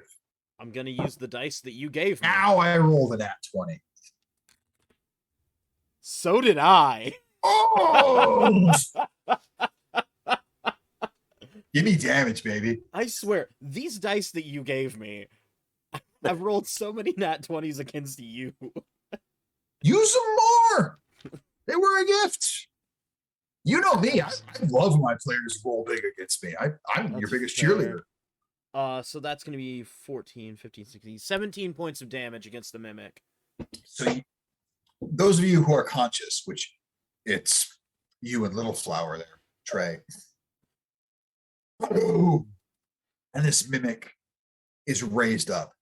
It's ready to unleash these 3 spikes into the chest of Quarantine, sure to end his life. And this musket shell tears the mimic square in half, makes me disappear on the screen because that's the kind of the dramatics we're at here. And you watch as it sloughs to either side. Mimic is dead. I'll then use my my movement just to move away from her again.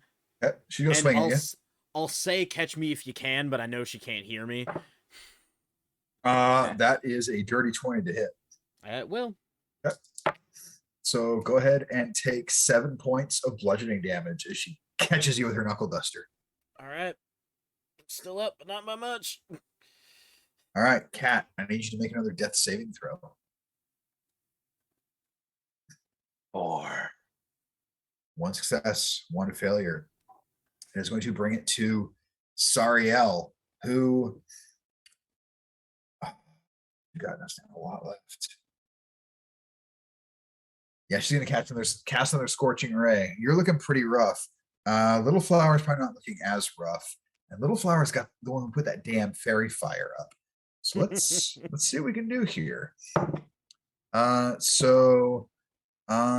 Flower, that is a dirty 20 to hit on the first scorching ray. Yep. All right, so take 9 points of fire damage. Thank God for those 10 points. Make a concentration check.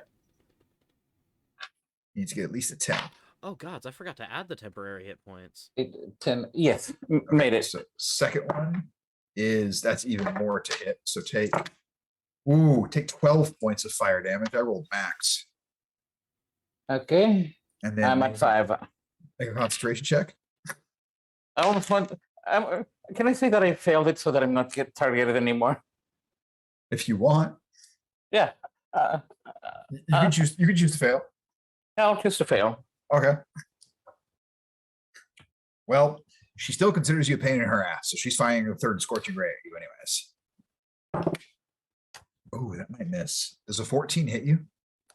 Yep. It does. All right. So there's 3 points of fire damage. Okay. So back at 2. Damn near minimum. So you watched as she casts a spell and 3 blasts of fire slamming into a little flower. The fairy fire dissipating. Your ally very heavily wounded, but little flower, you are up. What do you want to do on your turn? All right. Well, I'm going to use my last spell slot to cast Shatter Cinder on her and the floor below her. Because we're on the second floor at least, so I want to get her away from my friends. Yes, you are. Okay, go. Is that a save or a spell attack roll? Shatter is Constitution saving throw. I'm not quite sure how you want to roll an attack, the attack on the floor as well. Yeah. We'll go ahead and roll the damage. I'm going to just take a 5, photo, 9. take a Ooh, photo of this 8, roll, posting it to the 17. Discord.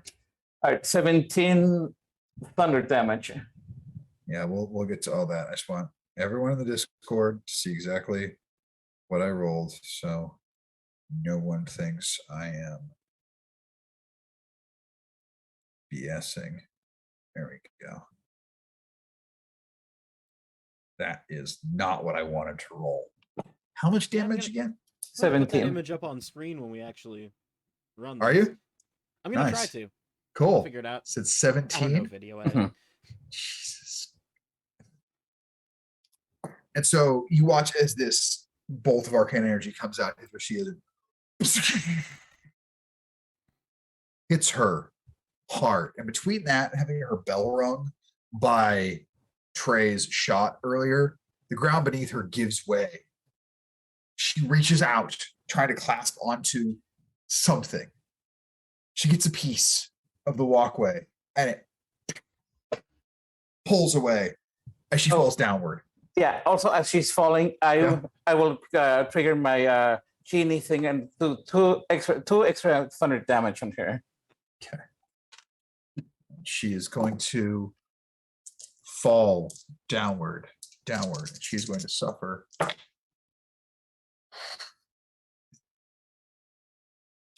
As she falls away, you hear this. And as her body hits the ground below, her scream ends. Peering over, you can see the pool of blood beginning to emanate from the back of her skull. Between the two of you, you're able to stabilize your allies. Trey would take an extra second to shoot her one more time to make sure. Oh, but by the way, please tell me that we're on top of the room with the dinosaur, right? Yes, Tell me she fell on the chandelier, please. part of it. Yeah, Trey takes an extra shot just to be sure. And you're very sure she is no more.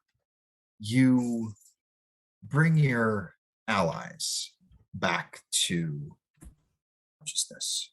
The sound in the background, Jamie returning from a victorious performance, but we'll get back to her in a moment. And you realize this individual was the one stealing artifacts, replacing them with mimics. You bring this information back to the curator, who is so thankful for what you've done, that is willing to overlook the one painting that was destroyed. So you will each be paid the full amount. And as you leave the narrative of this world, returning back to the lair of the disposables, meeting up with Guard and Zosaka to hear of what information they uncovered. Cat, Trey, you're used to this. Corrington and Little Flower, you find yourselves wondering, are these the kind of chuckle fucks I really want to hang out with? Maybe, maybe not.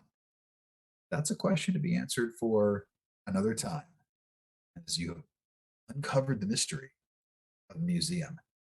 That is where our adventure ends. Oops, all great. mimics, except for one individual, but otherwise, all mimics. Thank you to DM Dave for this. This is another Ooh. DM Dave adventure that I barely modified. Awesome. Mimic Mimic infestation. bastards. God. Yeah, this Yeah. this I'm is. full of mimics. I had a blast with this one. I won't lie. This one is from DM Dave. This is a Dungeons and Lairs number 31. It's simply called Mimic Museum. If you are a Patreon subscriber, no, DM Dave is not associated with us in any way. I'm just a big fan. You can get this at levels Yes, we 3, hope. 5, 8, and 11. The free one is just the level 3 version. That's what I ran. But all of Dave's adventures, you get them scaled at 4 levels, and he puts a lot of work into stuff. So Pretty good. this Pretty good. is just me doing a shout out because I'm a fan, and I will continue to show love to DM Dave, and maybe one day we'll get to do something with him in the future, because that'd be so cool. That'd But be yes, super dope. Jordan, Randy, Mario, Vesper, thank you all Bjorn. so much for your time.